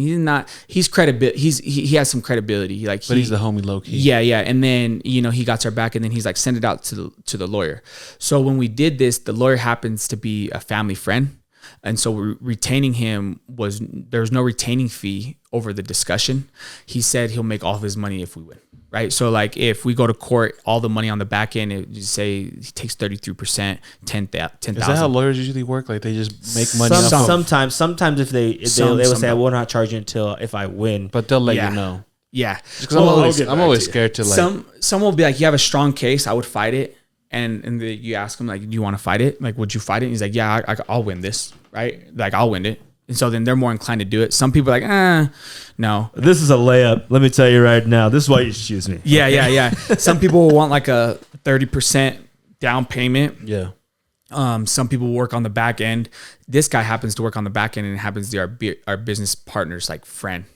So that's, like I said, barbering's cool because, building a barbershop all out of the contractors that you work with. Relationship. Yeah. And then like your lawyer, like you could be cutting up your lawyer and you don't even know it until you be like, hey bro, so what do you do for a living? Oh, I'm a lawyer. Yeah. You get a discounted haircut. We should get you know what I mean? Because then like hey, this one is I'm gonna charge you on the house, brother. Don't even worry about it. He said, Chad is your name? Yeah, don't even worry about it. Because then, you hit that guy up and he's like, look, I got some time. I'll read over this. I'll get back to you. And he got back to us. He's like, yeah, this guy's a dumbass. I would just not sign anything and just sit it out. And that's probably why we're where we're at. He tried to scare us and it didn't really work, to where if you had a mom and pop business, it's just mom and dad running it and they work this and that. And the landlord comes to you and he's like, look, it's going up $700 this month for the rest of the months all the way up. They're going to be like, this is like my livelihood sign, right? See, you shouldn't have said that, because now when next time Javi get a haircut, they'll be like, Javi, what do you do for work? Yeah, I just graduated my first law firm. Hell yeah. Let me know if you need anything. It's like, dude, the cut's on the house. Hell yeah. Dog, it's real. That is real. No, for real, because you got to keep, people. I'm going to tell everybody now I'm a lawyer. But I wanted to get into a little bit of, for the people who get their haircuts, what are your, I would say, like maybe top 5 or just pet peeves? You don't have to say any people's names, just within clients, because, clients do things like, for example, this was my barber's pet peeve that I did, is the barber chair isn't a stepping stool. And I didn't really know that. And I would always step on that little platform at the bottom. I don't know if you knew that. I can't. I don't be doing that because I'm a big guy. If I try to do that, the whole fucking shit probably fucking tip over. Shit G. come out the ground. Yeah. But like for example, like something like that, like I would step on the thing and they're like, hey, that's not like don't step on it. That's not a stool. It's like a Etiquette, footrest, Yeah, right? etiquette. So what are your pet peeves when the clients are sitting in the chair? So people listening and be like, damn, I do that. Yeah, Maybe I yeah, should yeah. stop that. So one pet peeve is not a pet peeve, just one thing you shouldn't do is chew gum. Shouldn't chew gum in Because a your haircut. temples, right? Oh yeah. Yeah. Oh yeah, you're just bulging Oh, these see, I out. didn't know that. So if I'm cutting, Yeah, you know, like I'm going against your bump every time. Your face, Fuck, your face, bro. your face You're look like this and shit. You start chewing the gum, you look at the dude's head, it's like a fucking wave. You're like, ah, shit. Bro, like motherfuckers have veins Yeah. and shit right there. So like, yeah, chewing gum, that's not necessarily a pet peeve. You probably shouldn't do it, but everyone chews gum because you're so close interaction. Your breath don't take a minute. Yeah, you don't want your breath to stink, especially if you smoking, whatever, you breath stink, whatever. That's not really a huge pet peeve to me. Don't stink. The phone, the stink. Yeah, not really a pet peeve. You shouldn't just Wash your ass. stink. Yeah, you should just not stink. You should just know as a human being, you should. You know, wash so your before hair. pet peeves, probably the things you shouldn't do. Maybe wash your hair if you got some dandruff before pulling up in there. You know, because like when I'm combing that shit out with like gel and I'm just putting water on it and I'm just combing out, like it's just flaky, bro. Yeah. Like, and then Some people can help that though. Some we can people just- shampoo it and do the scalp some people- treatment. Some people just got, get the head and So shoulders. wash your hair before you go. Yeah, you know, some courtesy. It's like brushing your teeth before the dentist. Yeah. Sometimes you don't got to, whatever. But pet peeve is like when you're cutting someone and like, so like if I'm right here, sorry, this is, if the mic is the head, right? And I'm cutting and I got to go over here to grab a clipper to switch my next move, right? This guy's head is going to go forward and peek right into this mirror, right? So like if I'm getting my hair cut and the barber's pause, and he's gonna go flip out his guard, clean his clipper, and the client goes. And then the barber comes back in there. And I go and switch my clipper in there. Because like barbers, barbers cut with the back to the mirror. So everything I do, I'm using the mirror to look at. Okay. To judge your haircut. So, because the mirror's not gonna lie to me. Yeah. So like people will start skateboarding to like check the mirror to see like how their fade's looking. But like little do they know, like I just balded that shit. So I just and just put like a fucking line in your hair. Yeah. And so when you go and look, you're gonna have that line in your hair and motherfuckers be like, yo, how long have you been cutting hair for, bro? You know, it's funny you say that I was because like, do you know how to use the straight razor? Do you use the straight razor here, right? We're like, bro, what the fuck are you tripping about? Can you sit straight? Yeah. shut the And then you fuck do up. the other side and you fade it and then they're like looking like, bro, I have 2 lines right here. 2 solid lines. They're perfect. Did you do that on purpose? And you're like, no, motherfucker, that's my guideline. Yeah, I gotta make that shit even on both sides. So Wait when till I the product's done. Homie, I'm 15 minutes into the cut, G. Yeah. Like, let me. I'll And look he's back like- sometimes just to kind of see where we're at in Yeah. the cut, but I'm not. I never use it like. I've never used to say. well, like, when people are looking, they don't know what they're looking at. Yeah. You know? And so Yeah. like I tend to cut a little different now. So like I'll put the line in, fade that out, and then when that person's looking, I'll just turn them to the mirror and put the line in the other side, and then they'll see the other side. So one side's like faded, and then the other side has the line. So then they're just like, oh shit, like, this oh guy. shit. Okay, I'm just gonna let him get to that side on that side. I'm not gonna keep looking. you know? I gotta go. I gotta Yeah. cut the haircut So short, brother. that's the one probably pet peeve I have is like when I go to switch a guard or grab my clip or grab my shears, I'll look at the client to see like what they're doing, and they'll like start skateboarding because like I pump the chair up so your feet can't touch the ground. So they'll like try to like turn the chair to like Yeah. look at their hair, you know, and I know that's people just be hella doing annoying. that. That's a little That's extra. fun. Yes. Do you know I told you that Tito cuts my hair? So that was like the first time I was getting my hair cut with him, and he was kind of new, at it. So that I checked, and dude, yeah, like I saw lines and shit. I was like, damn, like I don't think homie's gonna be good at this. Facts, I was like, bro. I don't, so I don't it's think he's real. gonna have a like career here, Yeah. But then it's like it finished. Like once it was all done, I was like, oh damn, like homie got down. And I told him too. I was like, bro, I'm not gonna lie. I looked at the mirror at one time, and I was like, fuck, what the fuck did I do? Hell yeah. And yeah, it's like you have to just trust and just wait till the very end. Now at the very end, if your hair's fucked, it's fucked. Right, and like that's the one pet peeve is like getting the haircut done, showing them the mirror, and then them asking more to be done. not because of anything other than putting you behind for your next guy. Yeah. Or not being able to charge. And that's like the gray line of charging, right? Like if someone wants a little more off the top, I'm not going to go and charge them another extra fee to take a little more off the top. But he has to understand that I just fucking put gel in there. I just blow. So like I'm blow drying the hair. That's preparation. Yeah. You know, then I put the product in the hair. Then I comb the hair. Like that's probably all 15 minutes. Yeah. Yeah. To where if you would have been like, oh, dog, a little more off. Which with barbering, you're never looking at the mirror, so it's hard. It's hard to tell you want more. So you have to ask back, hey, how much did you take off? You know, oh, I took off a half inch, like you said. Can I see the mirror? And then they get the hand mirror, and that's why you have the hand mirror. So then that way you can like, oh yeah, that's good. Can you actually? It's a little heavy right here. Can you take off more? You know, that's not a big deal, but it's a big deal when you're about to like be completely done. You razored everything, and then like, all right, bro, check out the finishing thing, and they're like, oh shit. So could you actually do a fade? And you're like, bro, I just did the taper. Yeah. Like that's going to take me you're going to jump that dude's spot. Yeah. Because now I got to delete all that and fade it, you know? So those are probably my biggest pet peeves. I kind of get away from them now because I'm just like used to it. But like the newer barbers for sure, they be getting pet peeves like that. Like chewing gum, swallowing when you're straight razoring. So if you're shaving somebody's neck right here and on Adam's apple and someone just decides to take a nice little... Hey, sometimes you can't help that though. Fuck. Right. Sometimes you just gotta. So you got like some saliva. You ever try to like hold in, like not swallow? Sometimes, like it's just like. Yeah. Oh yeah. It happens. Or like like the business guy, like you get business guys and whatnot, and like this is cool, like this is cool, just like whatever. Like notice my head doesn't change. Yeah. Like this is cool, or like even down here, but like when you're like. Like moving your head around on your phone. Yo, what up, bro? Yeah. And you're like, bro, you can put that shit on speaker or something. Like, I don't care if you talk. Yeah, I don't care if you do any of that. But like, you got to understand when I need to do this and that, I need that. So the phone is never a big deal until you start like if I'm moving your head. Yeah, if I'm holding your head and cutting like this, I'm not pushing you away from me. Right. So like I'm right here cutting and I'm like, I want your head to do this. Yeah. That's what I'm trying to get you to do. Instead, motherfuckers be like this. Yeah. And I'm like, yo.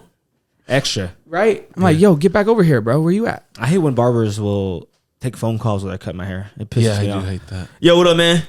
Hell yeah. I'm cutting right now, man. And then they'll like stop and they're like, turn their back, run to the back. They'll go and they're like playing with the brushes and shit. You're like, yo, G, like, I got somewhere to be. I'm like, come on, bro. Call them back. G, tell them you're at work. That's the biggest thing. I'm like, how you answer? They're all like laughing, having a phone. At least get the AirPod in or something. At least have the AirPod in. Click, click. The funniest thing with the AirPod too is like, I'll be like, I'm like, oh yeah, what up, bro? How are you? And then the client's like, oh, I'm doing good, bro. Today I just want a low fade and I just lit off the top. And I'm like, oh, hey, bro, hold up. What'd you say? And then you're like talking to 4 different people. You're like, oh, hold on. I'm in the middle of a haircut, bro. Hey, all right, I'm on the phone. Sorry, bro. What's up? What are we doing for you today? Yeah. Or sometimes when it's like when the dentist will try to talk to you when the tool's in your mouth.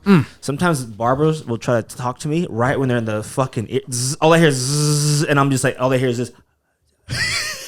And then I'm not really responding to them. Yeah. And sometimes they'll be like, yo, what'd you think about that? And I'm like, bro, I didn't hear a goddamn word you said, honestly. Yeah. Like your clippers, that shit's loud. Your clippers sound like you got a fucking tin can on your bicycle tire and you're fucking going full speed. Like I can't hear what you're saying, G. Yes, sir. So, but that's funny. What about I was gonna ask too. You said when people do the paint on, like, why do people do like the white around the fucking? The fuck is that for? Oh yeah, what is that, bro? I wish I could. Hey, that's me. That's old. That's old. Yeah. That's old. Damn. That's like 2020. But yeah, that stuff is funny because you get an ash mark. Okay. So if I put alcohol on you, peroxide, if I put any type of like aftershave, that's like exfoliating your skin. It's just cleaning it. So a lot of times if people are dirty, a little bit of dirt, a little bit of dead skin on where I'm about to do the razor, I put the aftershave because it like cleans it. So when I come with that razor, it's actually pulling up a very fine line of skin. Right. It's actually cleaning your skin. Yeah, it's exfoliating almost. Yeah. We're actually like literally pulling off a layer of skin. So when that's happening, like I like to get that line, that crispy, sharp line through the skin. So then that way that's where I put the straight razor. Because some people are very patchy. And so like I'm forcing a lot of beards, I'm forcing a lot of like mustaches, like goatees, like it's not connecting, it doesn't go all the way through. And so like it's hard to see that. It's like when you're doing it, it's like one hair. Like you're just like literally razoring one hair, you know? And so I like to leave that ash mark on there so the barber knows that I put the razor there. Now, what people are doing with that white ash mark is that they don't know how to get that. Like they don't know how to get that authenticness, right? So that's like authentic. Like you can go and you'll be like, oh shit, right? Where that crayon or that white pencil, they put that on there so that when they do that razor, it pops, right? For the views, so when people come in, it looks but people walk out the barbershop with that shit. Like yes, and so like I think it looks weird. with like African American white shit folks, like I'll line them up, and if I put a lot of aftershave on it, their skin is obviously so dark that when I'm pulling up their skin, it really looks like I put a white pencil on their forehead. That's how I know I got them crispy, but that's organically crispy. Yeah. You know, when you start doing all that extra stuff, not only are you wasting your time, but like, are you making any money out of that? Are you charging for that? Is that a benefit to them? Yeah. Right. Like the island guys, right? Is that what they're called? Island boys. Oh God. Bro, that's the trend, and that is the most goofiest shit ever. Yeah. Right. And like, if someone comes to me and asks for that, I'll just be like, yeah, bro. I'll just be like, yeah, bro. And I'll just do my job, and it will already project that because that's how I do. But people are trying to get away with enhancing the haircut. So like when you click on a barber's reels, the thumbnail is what they're trying to. Oh, I want that. I'm gonna click right on that, right? And the thumbnail is like this crazy enhanced beard that's like super sharp, and for reals. Pull up the Boozer cut. Did you see this recently? Did you see this? Carlos Boozer? Carlos Boozer recently got his haircut, and it's kind of going viral. Type in Carlos. But Boozer. It's not the Sharpie, right? People are clowning him because he's got that Rick Ross type. Looking. Yes. Yeah, that's supposed to be real. Type in Carlos Boozer haircut. Okay, look, wait. Go to TikTok. It's on TikTok. Where's TikTok? Oh fuck! Oh my shit's about to die. I didn't even put it in charge. Do you have a charger over there I can plug in? Yeah, you have to disconnect my iPhone one and plug in the other one. All right, just type in Carlos Boozer. No, just type in Carlos Boozer. Yeah, that shit has to pop up. No, see. That's good. Edgar cuts and shit like that. Yeah, Carlos Boozer cut. Right there. Look at this one. Oh, I have seen this. But you're talking about the paint on the beard. His beard? Because I've had my beard painted in a little bit. Yeah. Honestly, he has enhancements. He probably has a little bit of enhancements on it, but that's like his real beard line. So like, the only thing he's probably getting enhanced is like right here. Oh, okay. But even then, I would probably say it's not enhanced. Because that dude got clowned back in the day on the Jazz for coming in with the Sharpie beard. Yeah. And like, honestly, that's probably real growth. But it's probably dyed too. I'm going to say it's dyed. It's enhanced. Is that water he's spraying it with? What is that? That's aftershave. Aftershave. So what's going on really is like DJ Khaled. Yeah. That's like DJ Khaled's beard is dyed. And like, so I probably know this barber somewhere on Instagram, honestly, but DJ Khaled's barber, Fat Joe's barber, Nelly, P Diddy's barber, all their shits is enhanced, and that's why P Diddy getting a haircut every 3 days. You know what I mean? Type in Ninja's low taper fade. Have you seen this? What is it? Have you seen that low taper? Do you know who Ninja is? Ninja, the streamer. Yeah. You know he's going viral. Not he's going viral, but there was this guy, I can't remember his name, but he makes pretty good music. He's a young guy, he's 20 years old. Hold on. Okay, go to the middle video. This guy. So go to the middle video. Yeah, he went live. What did I see? I just see. Listen to this. So he makes music.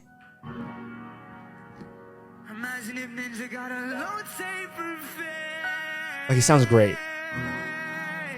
It's just so funny. It says y'all not listening. So he'll go on live, and it'll just say one-liners, like, and he'll just sing them. Wait, hold on. I didn't hear the beginning. Oh, you're right, because I heard it wrong the first time. Okay, so real quick though. So a fade and a taper are two different haircuts. Right. So I think that's him. Eric, click on his that's him. So he's 21 years old. He was on House of Highlights live. So go down. So this is him. He went live. Keep going down a little bit.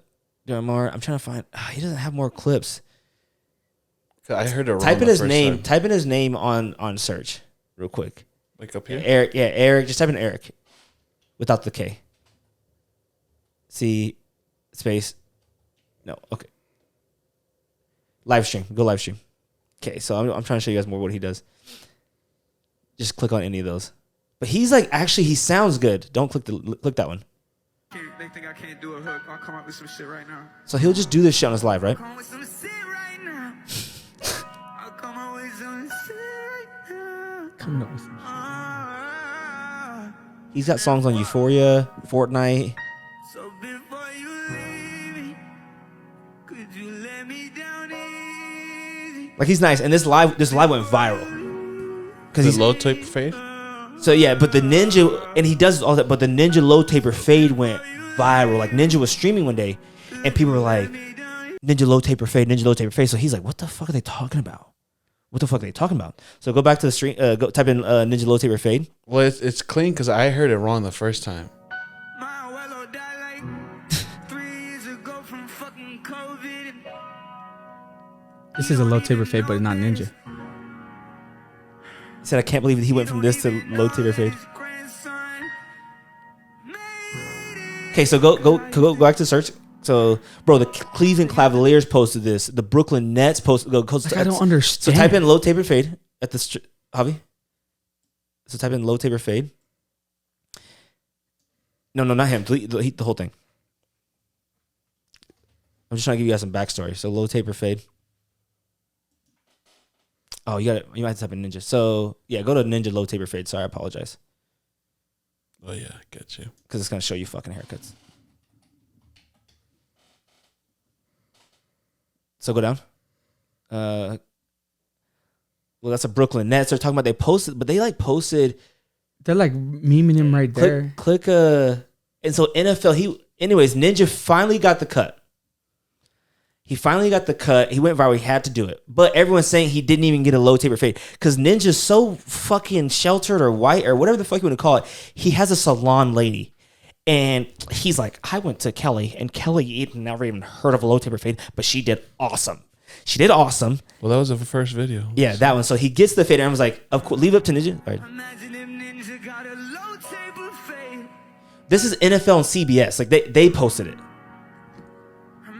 But I'm trying to show you the cut because I want you to. So that's too far away. I feel like Homie thinks he's fresh. he took over the NFL's TikTok, NFL the fucking verified, and he said, "Imagine if I got a low taper fade." And he was kind of being cringe, but Bro, like I'm just so shook on this. it's crazy. It's not Things go even viral. faded. So what do you think? What kind of cut is that? What did he end up getting? So go back and go back to the search because he shows it on his TikTok. No, go back to search. Everyone's like, he didn't even get a low taper fade. Oh, Yeah. maybe go to that far right one. Maybe Yeah, go that this- right there is maybe go this definitely not a low taper fade. Ninja got a low taper fade. Okay, pause it. Hold on, pause it. Wait, right there. What kind of haircut did he get? Like What would you call that? that's like a. First of all, it's not a taper. Because it's Well, you said you bald, can't right? get a taper and a fade. Is that what you said? Yeah, like it's not a thing. You can't do it at the same time. And that's like a mid fade.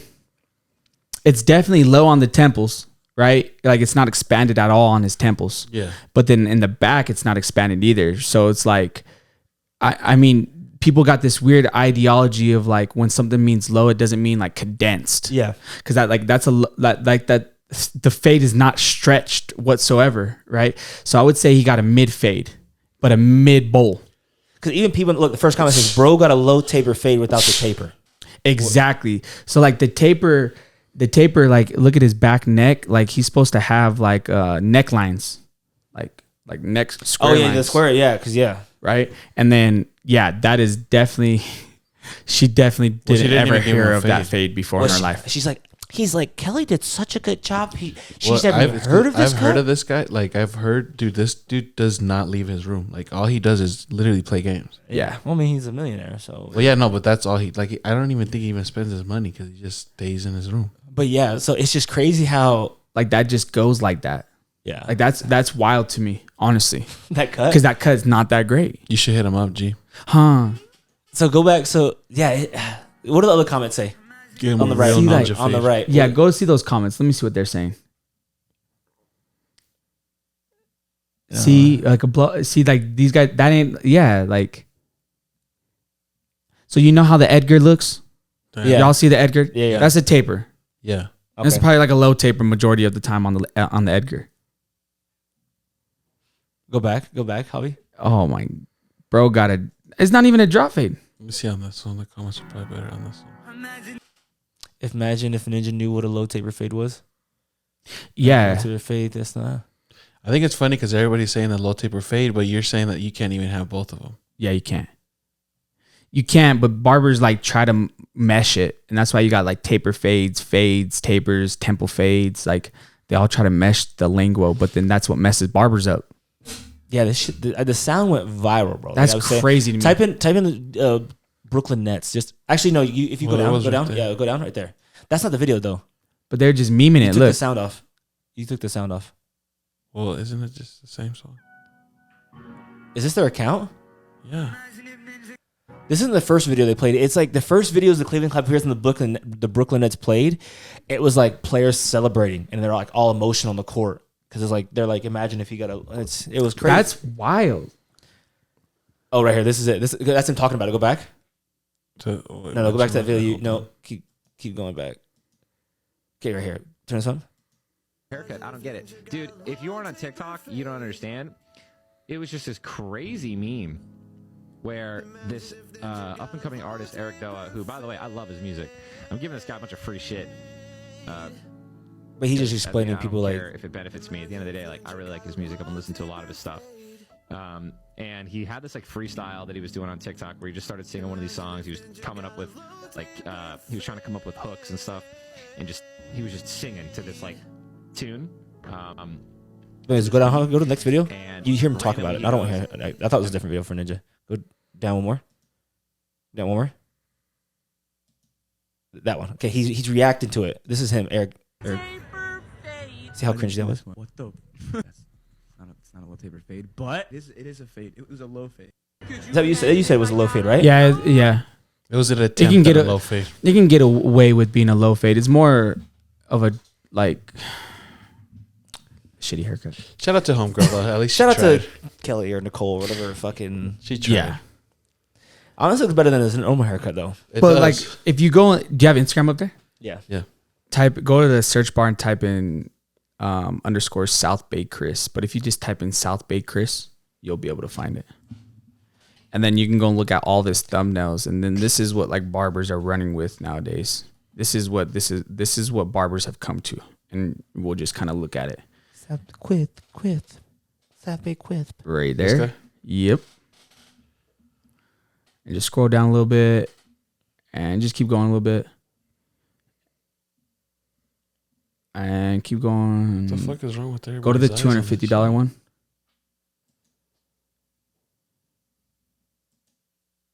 Yeah, it's all fucked up and everything. When it started doing this, like poking out on the sides, yeah. What I usually do most What's he about to do right here? It's the line thing? Like on the sides, so it kind of comes like that. You always want it to be longer right here. It makes your whole face look way Nah, better. you guys will see. When Watch. it's like this, it kind of makes your face look fat, poofs out right there. Yeah, that's why I don't like experiences you had of like barber messing up your beard. Oh, bro, like they come like down here. Yeah. Or like sometimes like it come up here. It's too much talking, though. They gotta get into the cut. When they try to trim it and just like they did not blend it right. That's what it is, you know. I'm gonna get you right. Your attention span. That's That's natural. Look at that. You see like the ash marks on his forehead and temples. That's like natural. Yeah. But he charged that guy $250 for a regular haircut. Back out. I was gonna ask you going into it. Just click on any of those. Like on any of them, he'll probably.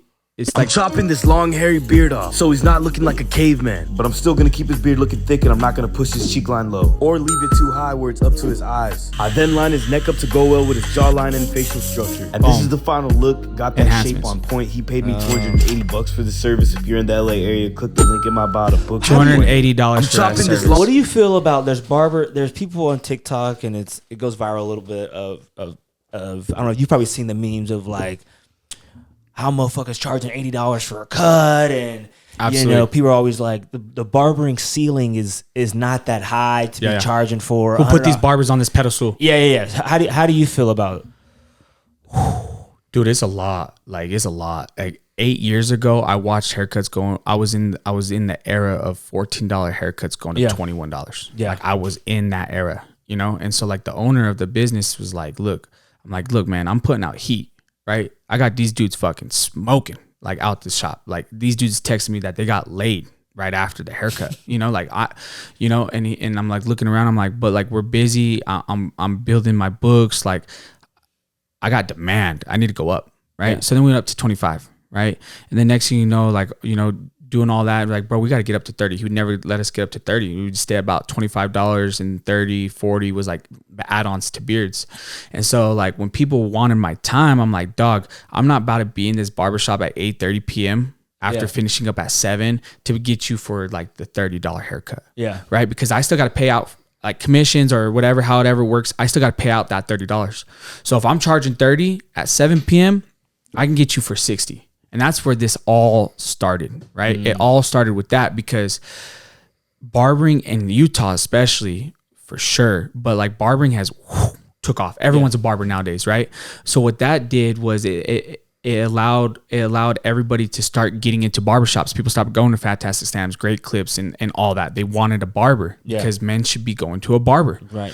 And so with that being said, it made everyone become a barber. So then everyone went to barbers.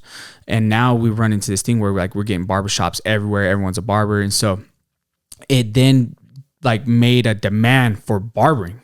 And so like if I'm in there 5 days a week and I'm booked out for a week, you can't book with me for today, for next week until Friday. That's when you're going to get your opening, is next week, Friday. So if you can get to that point where you're booked out, you need something to keep fighting. You need to keep fighting in your career, meaning like I wake up every day and I'm doing $30 haircuts and I'm booked out for 2 weeks. What's going to make you're comfortable. So like you got to raise your price so you lose those clients so you continue to build again. Okay. And so it's almost like an uncontinuous thing. You raise your price, you get booked again. You raise your price, you get booked again. You raise your price and you get booked again. And so what happens is like, you know, I'm charging $50 for a haircut, $60 for a haircut beard, $70 for like the whole thing, right? Now Saturdays just transitioned to $100 haircuts because I want to go like snowboarding, or I need to go manage the other barbershop, so I can't be in there. I'll be in there for $100. So hey, you need cut, I'm in there. Yes, right? My camera died, I think. Did it? Is it off? Yeah. Just right now? I don't know. I haven't noticed. Just noticed now. Sorry to cut you off. No, you're good. You're good. And I don't even know if I hit record on it. It did. I think so. And so yeah, man, like when you get to like, you know, you're on your Saturday and you already got done doing four days of haircuts and you're already booked out, but that last homie's like, dog, I got the quince, dog, I got the wedding, dog, I got this, right? So you're like, look, man, I charge 40, I charge you 40, but like, why is it different than when Walmart hits their $40, their 40 hours? When they hit 41, that 1 hour becomes $14.50 instead of $17.25. Yeah. Right. And so like, that was the age I was in. That was the movement I was in. So I would always tell the boss, like, look, can I stay in here till 8? He's like, yeah, you can do a cut from 7 to 8. I'm like, yeah. He's like, bet. I'm like, I'm doing it for 60 though. Like, cause I'm not about to not do it for what is it called when you overtime? Yeah. Like, so with being a 1099 Schedule C kind of contractor, you don't get overtime. You just get what you make. Yeah. So for barbers to start transitioning to make your PTO, your time and a half, your overtime, you got to raise the price on certain times in certain areas. So then it got to a point where people are, you know, okay, so if every day for 5 days a week, I'm working from 7 to 8 p.m. and I'm charging this guy $60 and it's each different person, I know for a fact I can raise all these guys' price at least $5 if this dude's willing to pay me double. Because if this guy's willing to pay me double, but this guy's not willing to pay me $5, I'll raise it $5 to $10 to lose that guy that's not willing to pay me for the guy that's paying me double at inconvenience hours. So I'm working from 7 to 8 p.m. when I want to be working from 10 to 7. I want to be working 10 to 7 p.m., but instead I got people making me work from 7 p.m. to 9 p.m. So I'm going to raise my price and weed out these turds here and fill those turds with people that value my time. And the people that value my time are the ones that are like just looking for the haircut, willing to pay more. Right. So that's what that happens. So when you're doing that when you do that for 2 years, right? You're at $30 a haircut for 2 years. raise it to 40. You do that for a year. You raise it to 50. You do that for a year. And next thing you know, you start getting into different type of clientele. You start having the dude that has 4 G-Wagons at home, the Lambo, the mom that, mom doesn't do anything. He got his mom. Yeah. His wife is all taken care of and he flies around the world. See, that's understandable, but I don't like it when it's like you go to a shop and it's like some dude just started a week and then he's already at that 40 or 50 mark, and it's like, come on, G, you gotta earn your stripes. Facts. Dog. And that's why when you do a walk-in, typically on average, the walk-in should be lower priced than the appointment.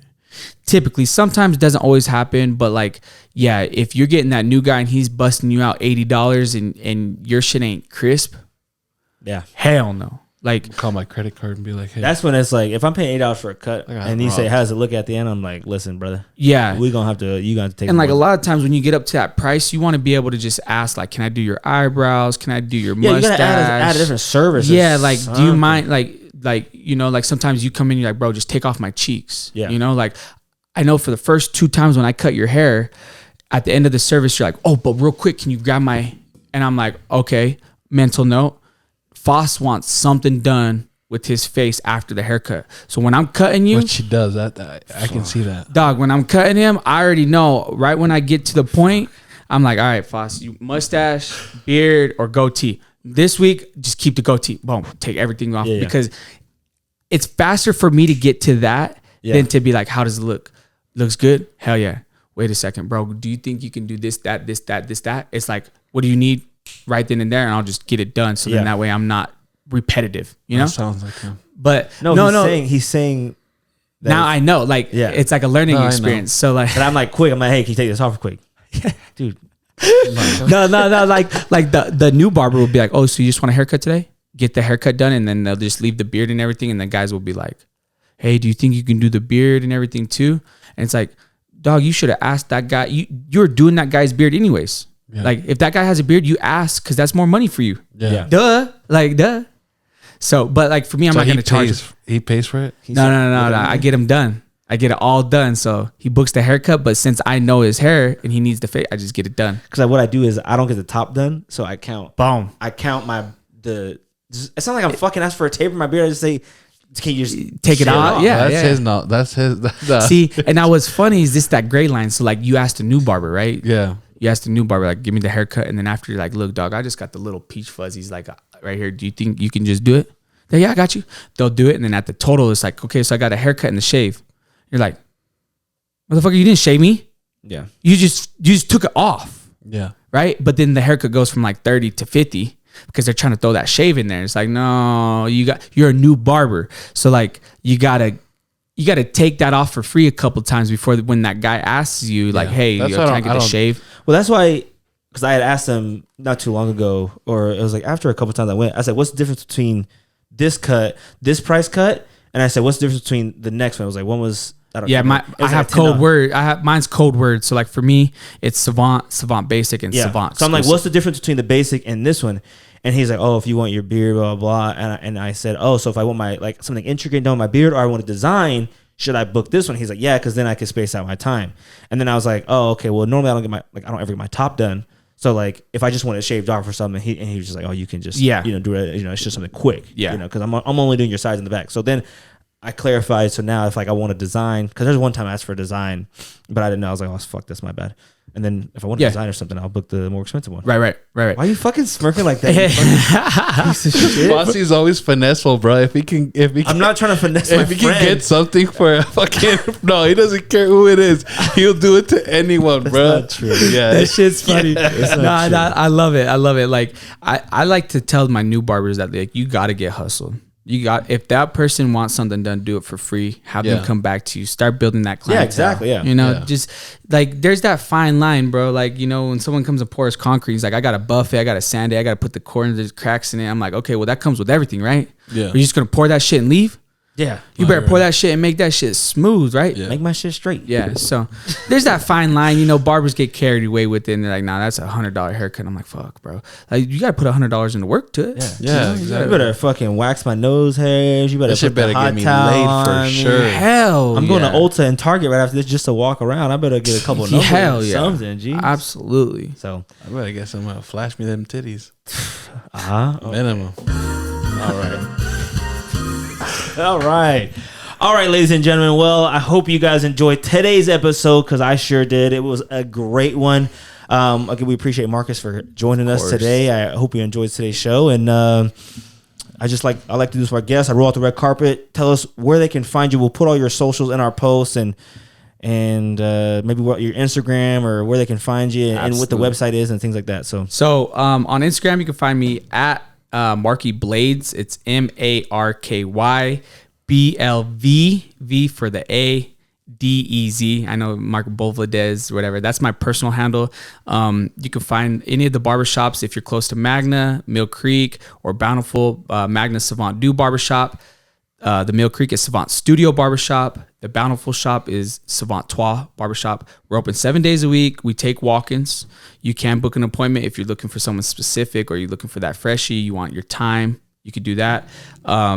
And yeah, man, that's about it. That's about it. Did I not hit something? I hit something. no, you got I'm it. good. You Okay, got it. cool. Yeah, that was Cool. it. That was all. But I appreciate you guys for having me. I know, Of you know, course. Of this course. stuff Our is a little pleasure, bit intimidating for me, but for you guys, this is your shit. So No, you did yeah, great, we did man. great. We just, hell yeah, It's we a just- yeah, we was just conversation. chopping it we up. just You know? chopping, yeah, we're just chopping up like we at the shop or something. Yeah, That's right. Exactly. It's been cool to do one at the shop though. You know, this conversation was so good because it doesn't happen so often, but I felt like we were here for a long time just because I felt like we had a lot of like talking and everything. Hell yeah. Like a good long ass conversation. I looked at the time; it's not even that. We Yeah, barely I hit feel the like- hour. Yeah. Well, I was gonna say, like, dog, like when they're like, I don't know, like, first of all, everyone's like, everyone got podcasts. Yeah, But like, I feel like everyone needs a podcast because stuff like that just happened right here in Yeah. the room doesn't ever happen. Yeah. No, it like doesn't. it's hard for me, and I say this to the truth. It's hard for me to get the 10 dudes in the group chat that I have right now to just get 2 of them to meet up and just talk. Yeah. Just talk. It doesn't gotta be business. It could be about the food, Yeah. about that smothered burrito we just smacked out, Yeah.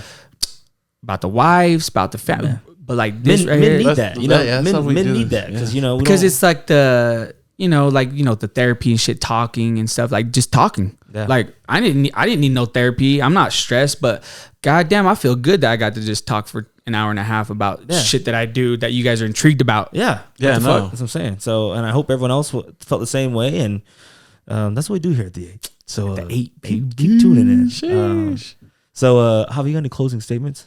I'm good. I mean, you always say closing statements. I don't even know. Just like before we head out, man. Peace out. You know, have a wonderful day. Something like that. Yeah. All right. All right, guys. I love it. We'll love you guys. And until next time. I appreciate you guys. Peace out. Yeah. You ever